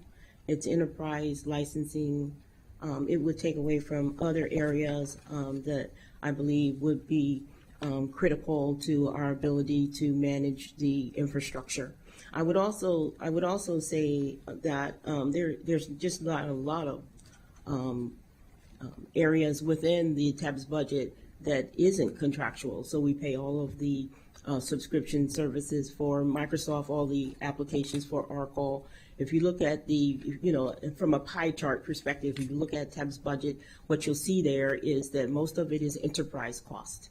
So this would, of course, have an impact overall on other areas. Okay. Well, I appreciate that. This is a shift, which I support, shifting vacant positions into contracting, but it's not something we have to do. You still have a pot of money to do the contracts in. And again, the CAO responded to all of the colleagues that this would not have an operational impact. and the fact that you're not specifically be able to tell me what it would be. Well, just hearing about it today. Well, it was in there, and your CEO came to us with the feedback about this. So I appreciate what you're saying now, but I think we have to. These are not contracts that are in place. You still have flexibility of $700,000. I think we need to find reductions. So that's my motion, Madam President. Thank you. Do you have another comment? Yes, if I may just add, at our budget submission, we actually submitted a budget that was 5% below in our operating cost. As a request from OMB, we met that obligation. A way that we met that obligation is by reducing a number of our contractor costs, as well as going to a 35-hour work week, as well as looking at other expenditures that we would be able to decline. So to reduce our budget by another $400,000, to Director Roper's point, there will be some impact on the services and what we can do, because we have already reduced it significantly already, to include reduction of personnel, of positions. So it's a number of the items that, one of the items that's on the reconciliation list, for example, was because we reduced a $300,000 contractual cost to cover $170,000 contractual cost for the ADA requirement. So I say this because when we submitted our budget, we did the hard work of looking at what our current expenditures were, and we reduced that by 5%, as well as making some other hard decisions. So this will have an impact on us being able to continue our services. No, I appreciate that, and I expect every agency to advocate for their budget, and obviously we're going to make some very, very difficult decisions that impact everyone's ability to deliver services, whether we are going to have special education teachers in elementary schools to do IEPs. I mean, there's going to be a lot of tough decisions down this, so I get it, and I appreciate your advocacy. This is an area I think that is just trying in line with the approach to try to find reductions. So thank you, Madam President. And I'm going to take the opportunity to remind every single department, you got to come here ready. Councilmember Will Jawando sent the memo out days ago.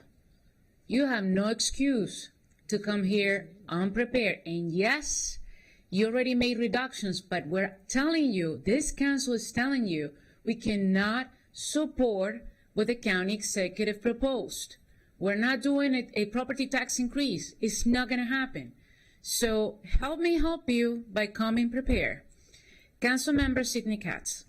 Thank you very much, Madam President. I asked the Councilmember Jawando, how did you come up with that number? Is that just arbitrary? It was a partial reduction. It left 64% of that pot. We just said, how can we reduce it a little bit? And then we conferred with the CAO, and he said it wouldn't have an operational impact. It was not pulled based on how they're going to use the funds. It was just based on trying to partially reduce these contractual services. But so you didn't base it on a contract that you were attempting to No, do not a away specific with, contract. So it really is an arbitrary number. Thank you, Madam President. Councilmember Kate Stewart. Thank you very much. I just want to say I don't like how we're doing this, because Director Roper, your team, all of our departments, we know cuts have to be made, but you have spent months putting together your budget. The CAO is not here. I'm actually asking if the CAO is going to confer with individual council members about reductions after committees have already gone through it, that he comes over and discusses those, and does not leave our department heads hanging out here on their own, because it is not fair to you. It is not fair to your team. That memo from the CAO came out Saturday afternoon. I understand if you did not have time nor had time to prepare for this today. As I said before, this department has looked at your contracts, worked with the committee to make reductions. maybe further reductions can be made. But that is a conversation to be made as an informed decision. Our TEBS department supports our entire county government, how our residents receive information, as we heard before from the Ethics Commission, how we follow our own laws and other laws in making filings. You serve a vital function here in the county. If we are going to make reductions to your budget further than what you have put forward, I want to make sure they are done from an informed place and not just picking a random number. And I would request that if the CAO believes that further cuts can be made, that he is also here for further budget discussions. Thank you. Agreed. Mr. Madaleno, if you're listening, we look forward to seeing you here. Council Member Kristen Mink. Thank you. I recognize, obviously, that all of us are in a very difficult situation at this point. I appreciate the work of the department. I appreciate the work of the committee. I appreciate, Councilmember Jawando for looking to additional cuts. We're going to have to take additional cuts beyond what happened in committee sessions, and that's going to be a difficult process. So as we discuss what the options are for those reductions that are before us as we go through this week, I can't pass up one that the CAO has indicated is not going to have a service impact, because we are in a situation where some of the other reductions that are also on the table are ones that are truly completely untenable. So we're deciding between a lot of bad and difficult options, and whatever possibilities we can reasonably bring to the table, I think has to be part of the conversation this week. Thank you. Thank you. We have a motion in a second. I don't see anybody else wanting to speak. And Councilmember Jawando, please correct me if I'm wrong, but I think your motion was to reduce the contractual support realignment by $400,000, correct? Okay. All those in favor, please raise your hand. 1, 2, 3, 4, 5, 6, 7.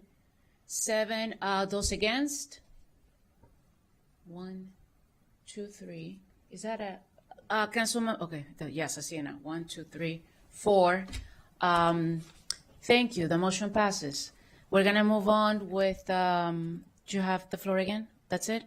Okay. So with that, I don't see anybody else wanting to speak on TEPS. I see. You want to speak? You need to turn this little thing on. Okay. Councilmember Evans. Sure.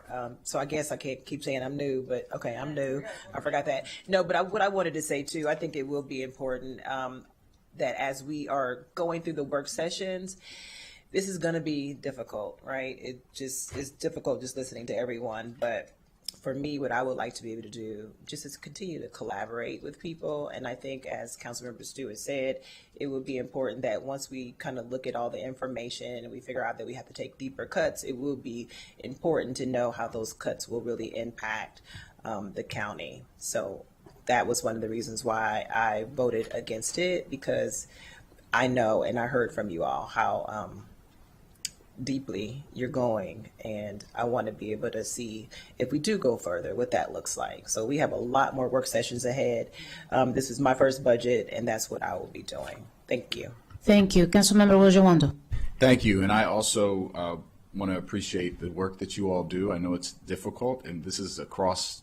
You were not unique. You just the first one that I made this motion, because we have to get into these contracts and escalations in some of the base budget items.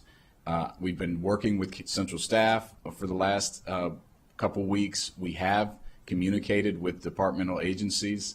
I will also re-up that we've got the CAO's memo, and that we should, I would hope that there's communication between the chief administrative officer and his department heads about things before he says they're okay. I don't think that's a bad assumption on my part. But I do understand you advocating, and I just want you to know we value the work that you're doing. I have suggested more cuts to TEBS than I've offered today, over $2 million. I'm not going to offer those motions today because I do want to talk more in depth about what they would mean over the next week. So I'm saying that to you publicly. But we are in a tough position. We were put in this position, and we have to find reductions. We just want to participate in that. I want you to participate, and I want the CAO to participate with you too. Thank you. Thank you, Madam President. Thank you, Councilmember Rujowondo. We have a motion that already passed. All those in favor to support the Technology and Enterprise Business Solution Plan FY27 operating budget as amended today in this committee or in this session, please raise your hand. So, and those, yes, as amended, yes. Okay, so that's 10. Against, 1. The motion passes. Thank you so much for coming. We're gonna move on to the cable plan. I'm going to turn it back to Chair Stewart. Thank you.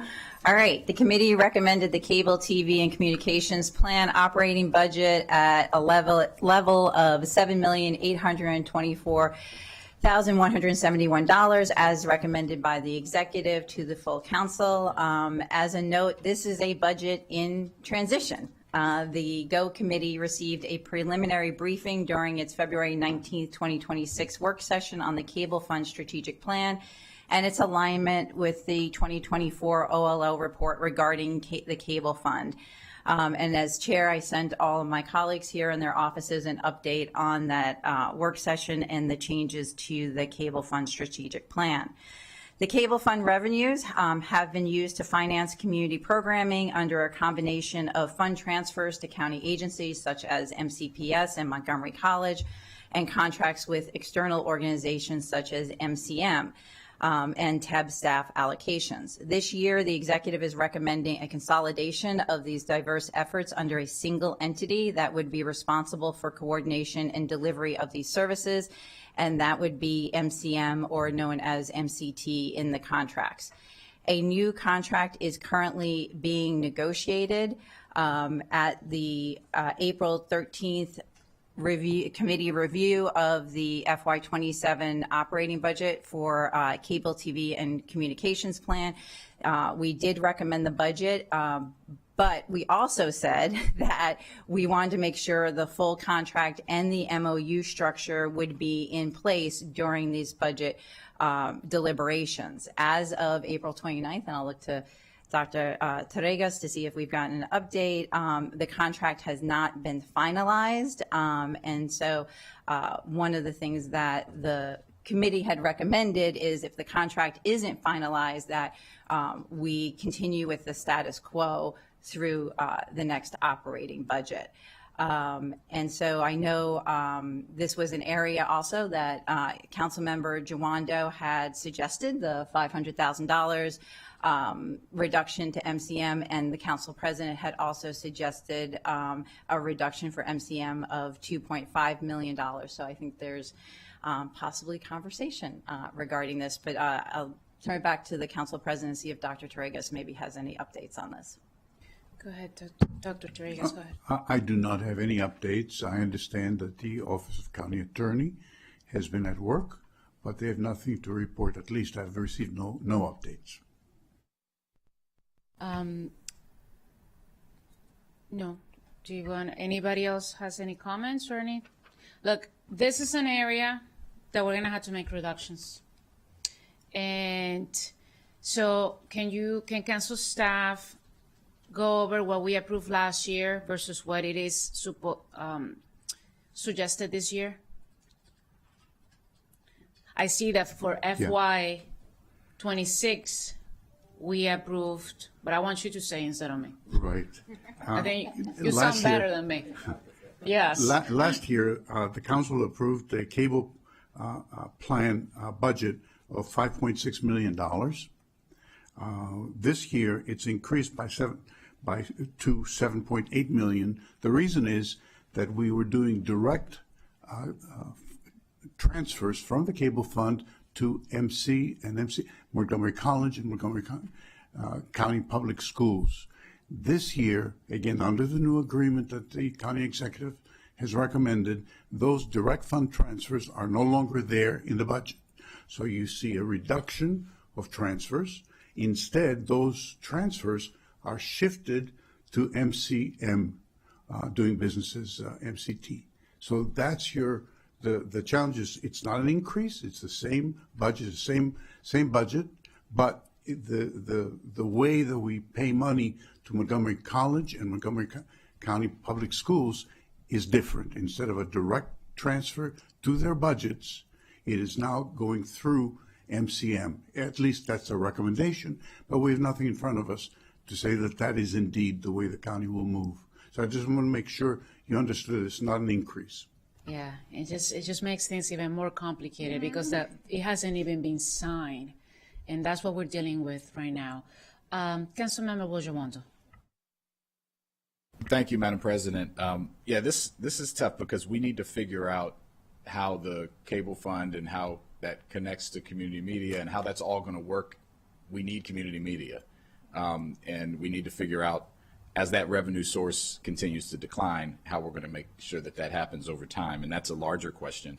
The reason I proposed the $500,000, and I call it a hold, is because I want to see this contract framework in place first, and before we put this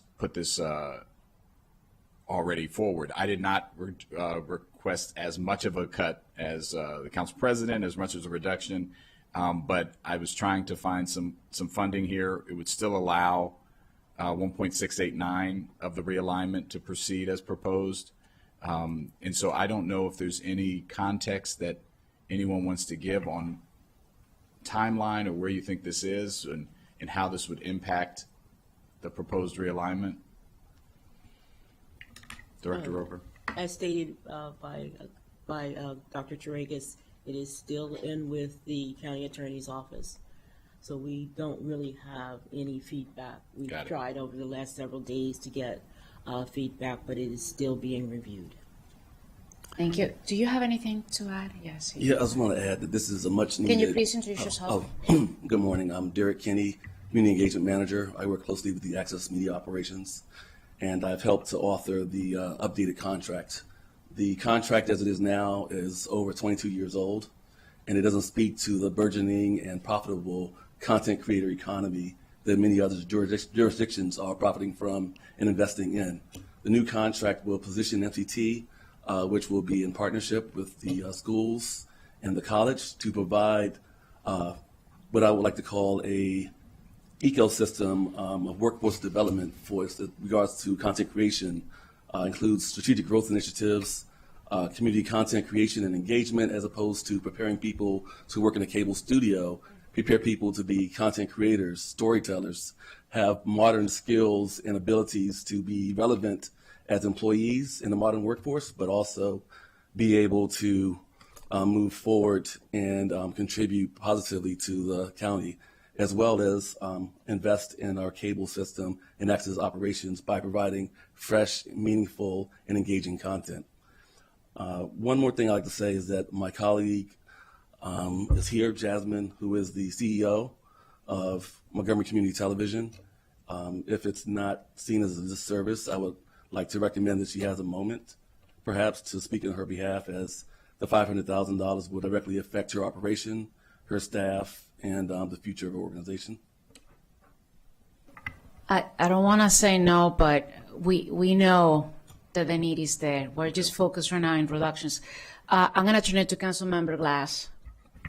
Thank you very much, Madam President. Thank you for this conversation.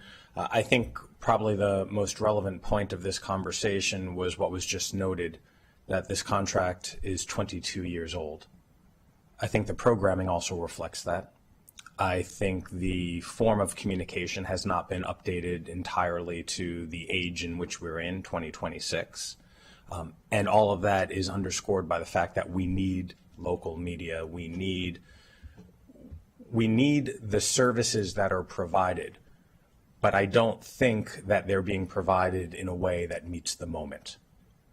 And this is a tough conversation because I would prefer that a contract be negotiated recognizing the new media ecosystem in which our 1.1 million residents want to be informed and want to be communicated with, and that was reflected in a budget for this conversation.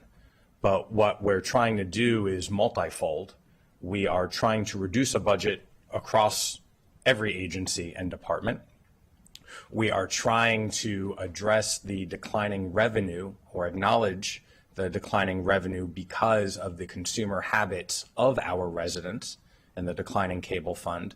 And I think there's broad consensus that the services as currently being provided, and this is not to any individual organization, I think all of the agencies and organizations that participate in this need to kick it up a notch. And how we do all of those different things at this time is complicated. And so it's complicated. Let me ask you this. The contract that's being negotiated, I don't know if we have seen it, but how does it update and modernize services? And because of the update and modernization that I will assume is in the contract, because if it's not, then it's not a good contract. How are cost savings reflected in these updated, modernized services? Several ways is the need for outsourcing. When we bring them together, then you bring together a myriad of resources that exist in silos as opposed to one place.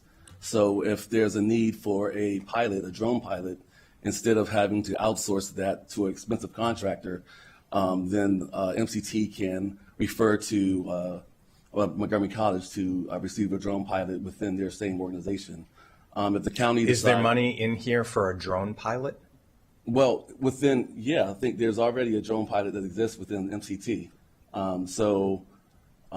That's actually one of those things where people have a myriad of skills, and one of them is being a licensed drone pilot. But if it's needed, then we're able to secure that at a cost what I would imagine be severe cost savings to the county or to MCT as well.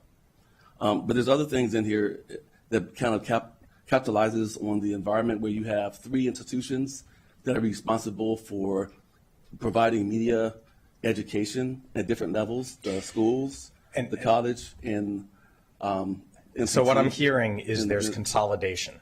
Yes. Correct. Where are the savings with that consolidation? The savings come from being able to share equipment, share studio, share staff, and the savings actually is not a surplus. It's in response to, I believe, what was 8% cost reduction that the Access operations already faced this past fiscal year. So can someone just speak to that very specific point? If there is consolidation, if there is better coordination and sharing, how does this budget reflect that? Hi, I'm Lenny Bautista, the TEBS finance manager. And the way we constructed the cable fund plan this year is that we have a projected 8% reduction in revenues coming in. So we took those 8% revenue reductions and we applied it across the board to everyone where the money's being distributed, right? So all of our franchise fees are based on percentages, and the 8% is also part of the reductions to the schools, the college, and MCT. So they are all receiving that 8% reduction. So you're saying that the cost savings are being reflected in the 8% reduction? Correct. That was budgeted for the 3 organizations. Okay.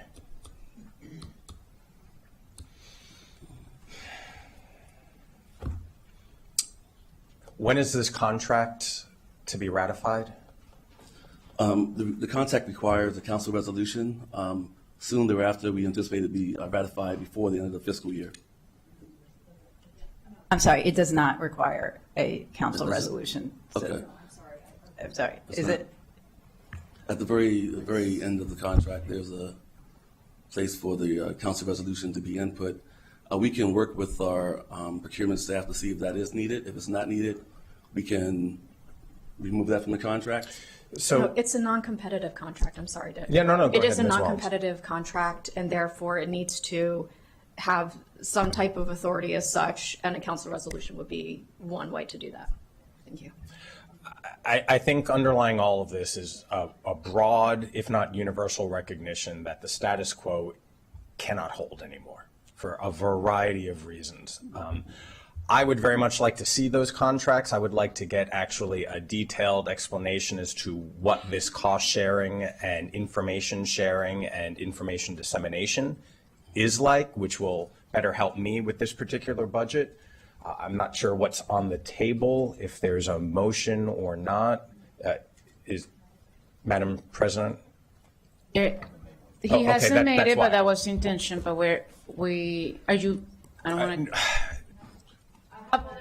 Yeah, I'll yield back. I have other people in the queue, including Council Member Stewart, but I'm gonna wait to make sure that he's done. Thank you. Now you can go ahead. Sorry. I just wanted to clarify that, and I'm looking at my committee members, because what we said in committee is if the contract was not done, our recommendation is to keep the status quo and reject the county executive's suggestion this year and to fund MCM, MCPS, and MC at their amount, but not go to this consolidation until we went through the whole process for the contract. So, right, and that would reflect as was discussed, the reduction that was already built into this. So, Can Council staff please finish clarifying this? If I could just clarify, first of all, you see that you approved 5.6 last year. It's recommended 7.8. Inside that is 2.5. That is the amount that we gave to Montgomery College and Montgomery County Public Schools. If you subtract 2.5 from 7.2, you get up about $300,000 of savings. This year, the consolidated savings is about $300,000. From my viewpoint as an analyst for you, I think that this year is a transition year, and the council should expect, and the GEO committee would be working with MCM and TEBS to make sure that additional savings are found next year, because that will then be the implementation of a consolidated structure. Right now, we don't have a consolidated structure. So you have $300,000 this year, looking forward to additional cost savings through consolidation fiscal 28. Conversely, if you stood still with the 2.5 million going by direct fund transfer, then any amount that you want to reduce would be reduced from Montgomery, MCM, MCT this year. Thank you for that. I'm going to move on to Council Vice President Marilyn Balcom. I don't think this is going to clarify anything, but I'll go. I just want to say the reason I supported the last reduction was on the CAO's list. He showed that there was no impact. That was the only item on the list that showed no impact. So I'm looking at this, and excuse me, if this is a consolidation, are there corresponding reductions in the other budgets that equal this 2.5? Or am I getting the idea of consolidation wrong? I will say that one of the things the consolidation does is provide more transparency in the budgets for the way that Montgomery College and the Montgomery County Public Schools manage their access operations. As of now, we don't have that information. We do have information about the reductions for the budget for Montgomery Community Television, and they will provide an accounting, as they do every year, of how the declining revenues and amounts will affect their overall operating costs. So just the idea that we're going to add 2.5 or 2.2 million dollars to this budget line item, I would expect that there would be a corresponding reduction of $2 million someplace else in the budget. I can answer that. On page 6 in the packet is the cable plan. It's very tiny. But you see at the top in the on the third set of boxes, you see all those zeros that are there. And the previous years, that's about, amounts to about $2.6 million that was given to the schools and the Montgomery County Public Schools and Montgomery College directly. It was a direct transfer from the cable fund. Okay. So that's the amount of money that's now going into the general fund transfer to be part of this consolidated. It's going to be a payment directly to MCT versus, and then MCT will then distribute those funds to the college and the schools. Okay, so am I correct, and thank you to the chair, that this doesn't impact the general fund? Or how does it impact the general fund? So the cable fund is funded by revenues, the cable franchise Right. revenues. So that is it impacts the transfer, right? So now we're seeing a $7 million transfer versus the $5 million, but it's all still coming from the cable fund revenues. It's just we're no longer going to be paying the schools directly. We're going to pay it through the general fund, then to MCT. Okay, thank you. Before I move on, I'm gonna turn it to council staff. Mr. Howard. I was going to make the same point that was just made, but also to clarify, if the council wanted to go forward with the GEO Committee's recommendation of the contract not being ready, so wanted to do it at last year's model, the direct transfers to MCPS and the college would return, and all the money would not shift to MCM, MCT. And then if there was any discussion of reductions that the council wanted to take to the MCM or MCT portion of this monies that comes out of the cable fund, that would provide savings to the general fund. So budgetarily, that would be a wash. Correct, the MC and MCPS portions, yep. Thank you. Councilmember Stewart. No, I just wanted to note that because MCPS and MC I'm not seeing in the audience. Oh, there you are. Okay, sorry, missed you. Because this does impact their budgets too, and so this is again more of a transfer of where the money is being accounted for rather than an increase this year.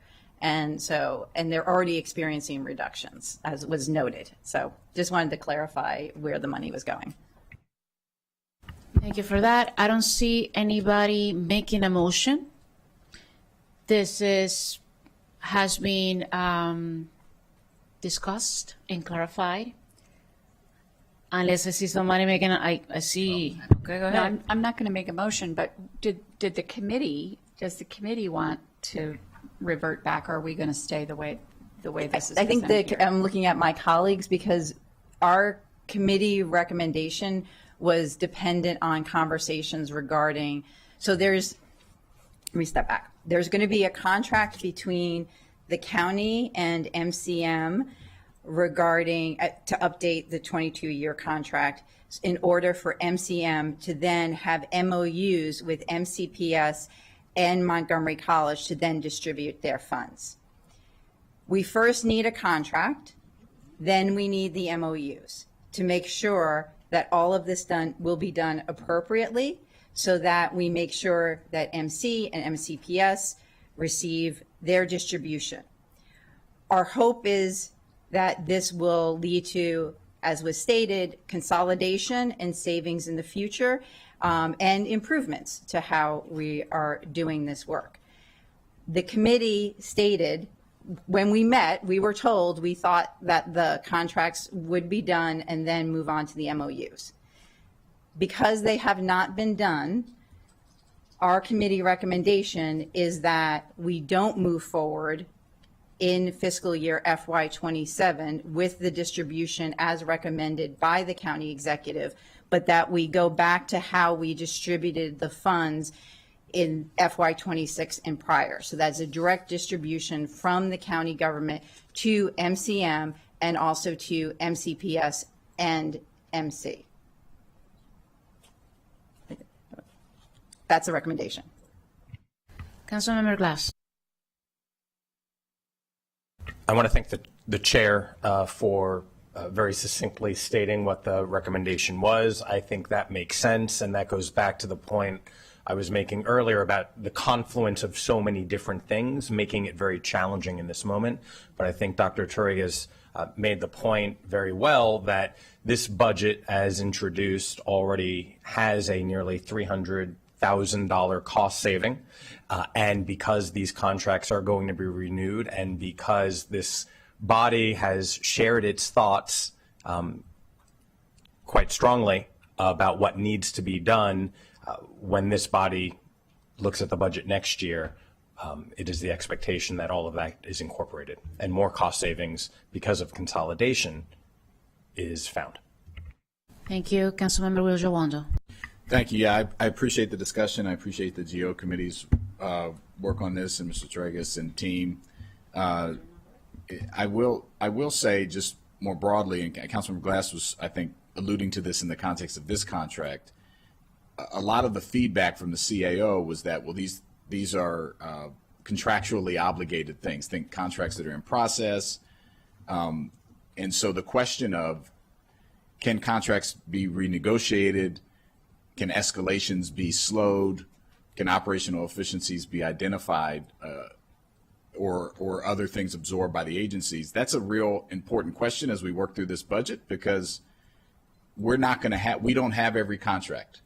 As the legislative branch of government, we are not privy to every contract that the executive branch is negotiating. And I just will put that out there as just an important point of transparency. And as we're trying to manage this difficult budget, and I put it back on the administration that we need your help in identifying where there are efficiencies that can be found in these contracts. And a question for central staff. The council, the county attorney or Mr. Howard, the council retains appropriation authority under the charter to recommend reductions that the executive branch is characterized as legally or contractually required. Is that correct? Yes, that is correct. And I would note that a contract that's under negotiation is not binding, of course. And my understanding is that most, if not all, county contracts are subject to appropriation. They contemplate that we have a yearly appropriation process, and they're subject there too. Right. And we had this context in ENC the other day. We were talking about the materials management place. If they sign a contract with somebody but they don't have the money to fulfill it, then they've got to renegotiate it. And so I just wanted to say that for colleagues as we move forward, because many of the things are a lot's rolled up in contracts, and I need the executive to be working with us on that. So on this one, I'm not going to make a motion, but I just wanted to put that out there for the future. Thank you, Madam President. Thank you. Councilmember Fritzen.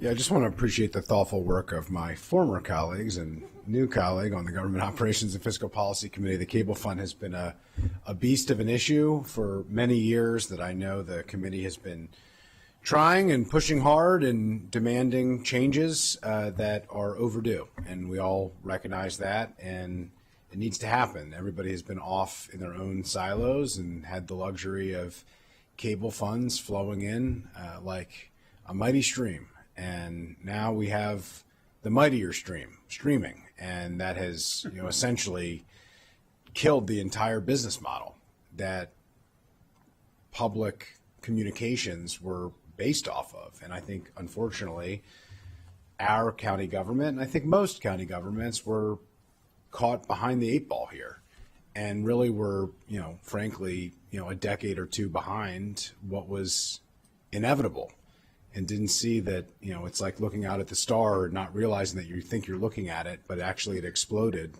in the past. It just hasn't reached you yet. And that's essentially what the Cable Fund has been. I do have a question, though. So if we revert back, based on the committee's recommendation, which I think is the right recommendation here, it's not ready for prime time. There was a hope that it would be ready. It's not ready. There's no contract, and so I don't think we should move forward. But there is an assumption of $300,000 in savings. So I'm just trying to understand whether or not, when reverting back to the previous iteration, that we are still going to assume the 300 or require the 300,000 in savings, and how we are going to distribute that amongst the departments. I just want that clarified because I think it's important. I don't think it was quite iterated here? Can council staff answer that, Mr. Howard? Sure. Council staff would work with the executive branch to ensure how that money is broken out within the total value recommended. So we have because we need the specific amounts for Montgomery College and Montgomery County Public Schools to be part of their appropriation resolution, as we've done in the past years. So we would follow up with the executive branch to clarify that. Okay, so the assumption is we are taking the 300,000, but we are going to have staff work out how to assume that and to reflect that in the budget so that we have it agency by agency since we're not consolidating. Okay, so I think it's important. We are taking a $300,000 reduction here, which was part of what the original consolidation assumption was. We're just not consolidating it because there's no contract to consolidate yet. So I just want to make sure that's on the record, because if not, we would have $300,000 more as opposed to the reduction that was already assumed in the budget. So thank you for clarifying that. That was my assumption, but I thought it needed to be said out loud because it wasn't actually in the packet or discussed here, and I'll yield back.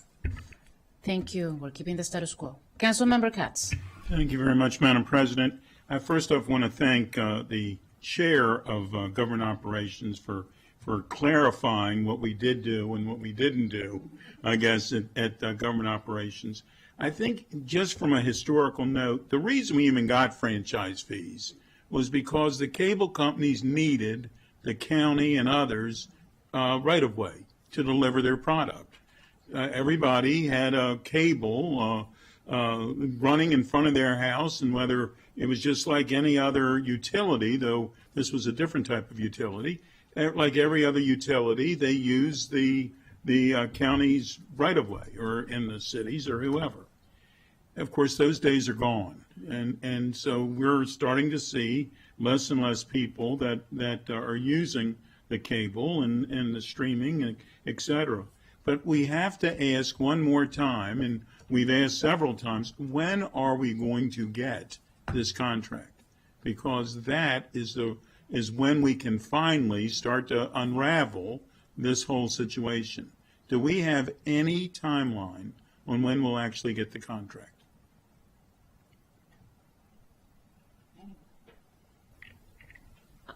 I'm sorry, but we have no control over. And I appreciate that, and obviously we don't either. But we need somebody to. We'll work on trying to. Thank you, Madam President. Great questions, and I think we all appreciate a history too. We depend on Councilmember Katz for those lessons. Yes, another frustration with the county executive. From what I hear is that we're gonna keep the status quo, and we're gonna have soon things lined up to see where the 300,000 are gonna end up. With that, I look forward to approving this item. All those in favor, please raise your hand for the cable and TV communications plan. As recommended by the committee. Yes, and it is. Yes, thank you. It is unanimous. We are going to move on. Thank you for coming. And the last item for the morning session is item 10, property tax rate options. We're going to turn it back to the co-committee chair, Chair Stewart. Thank you. Last week on Wednesday, the Government Operations Fiscal Policy Committee had a robust discussion on property taxes, income taxes, the ITOC, Working Families Income Supplement.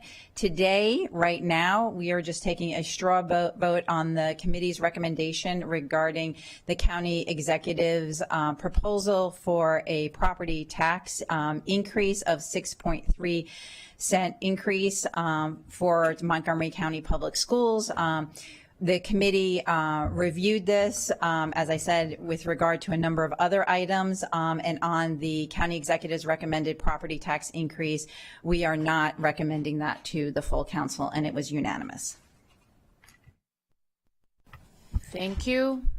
I don't think there's anything else to be said, but I am not going to move on with that vote without everybody here. So we're going to pause until they come. Oh, Councilmember Mink, go ahead. Yeah, go ahead. Happy to help. That's what I'll do. Well, it's a lovely day out. I wanted to share that I'm going to be abstaining from the vote today. That is because while I think that most or all of us have publicly agreed that the county executive's proposal is not feasible for our residents, I also have concerns that we're going to arrive at the end of this week and face cuts to MCPS and county services that are untenable. There are paths forward, but given where we are right now, while it would be easiest for me to just raise my hand and my inbox would probably appreciate it, especially given that this is only a straw vote, I am not comfortable indicating that I'm in a place to make even a tentative decision today, given the state of the many critical variables at play. So I very much appreciate the work of colleagues and of the committee, but that's where I am personally right now.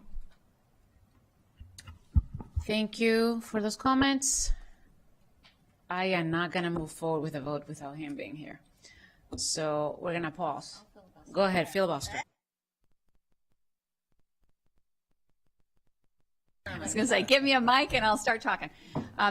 So I am going to support the, I'm not going to support the tax increase. I think that, as many people have said, our residents are hurting. Our residents are having difficulties making ends meet, and I just don't think that this is the responsible thing to do. However, in order to get there, we have to make cuts. It's going to be a very difficult week, and we're going to have to make the cuts. Councilmember Friedson. Thank you, Madam President. Thank you to the GO committee and to colleagues, the council president. The council's been put in a really tough spot here. People are struggling with higher gas prices, higher utility bills, higher grocery prices. The economy is in a really challenging moment. We have thousands and thousands of county employees who are federal workers and federal contractors whose jobs have been lost, who are concerned about whether or not their jobs are going to be there. And we have an economy that's likely heading into more challenges as we move forward. I appreciate the fact that we are poised now not to accept this property tax recommendation. This effectively would be a 12% increase on residents' property tax bills. And it is just completely unaffordable at a time when our residents are saying, first and foremost, their biggest concern for their families is affordability. It will make us less affordable. It will make this county less economically competitive at a time when our economy is not growing anywhere near the level that we would want. So I have been strong, loud, and early in saying that we should not have property tax increases. We should not be increasing costs and taxes at a time when people are struggling. And I appreciate the fact that we are poised now not to do it with respect to the property tax. And with that, I'll yield back.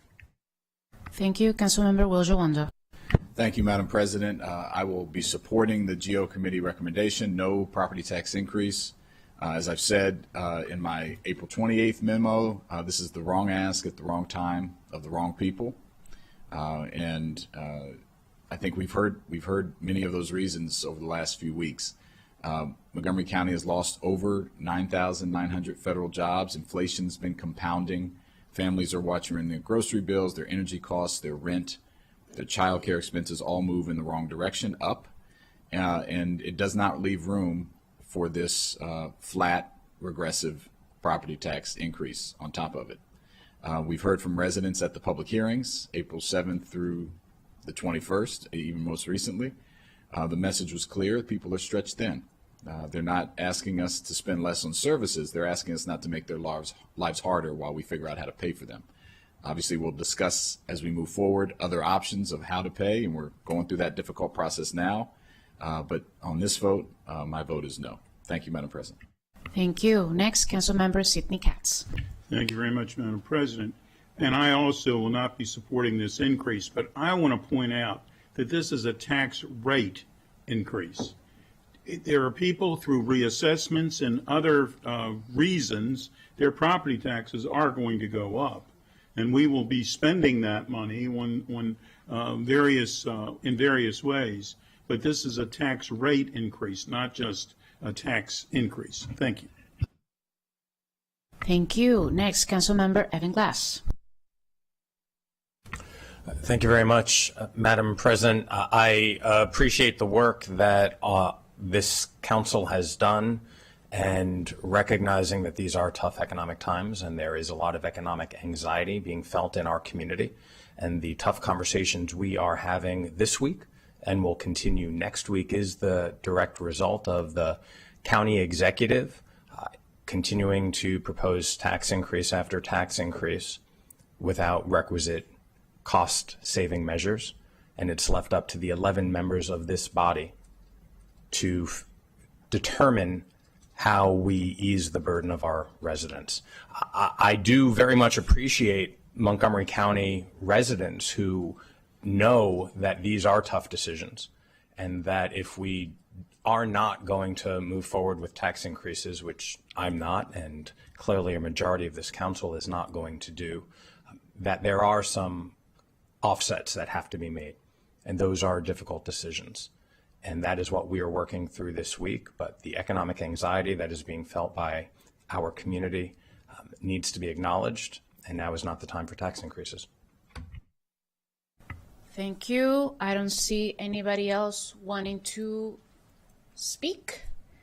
And I'm going to reiterate what I said earlier this morning. We're going to be putting together a roundtable in the fall with the upcoming Democratic nominee and Republican nominee for county executive, or labor unions, chambers, and key stakeholders, including the upcoming president of the county council, Council Vice President Marilyn Balcom, because this system as it is not reasonable and it's not sustainable. And what we're dealing with right now is another example of that, and it shouldn't be that way. With that, there is a committee recommendation to not accept the county executive's proposed property tax increase. All those in favor of the committee recommendation, please raise your hand. We have 10. Those against? Those abstaining? There's one abstention. With that, the recommendation passes. And we are done for the morning. See you back at 1:30. Thank you.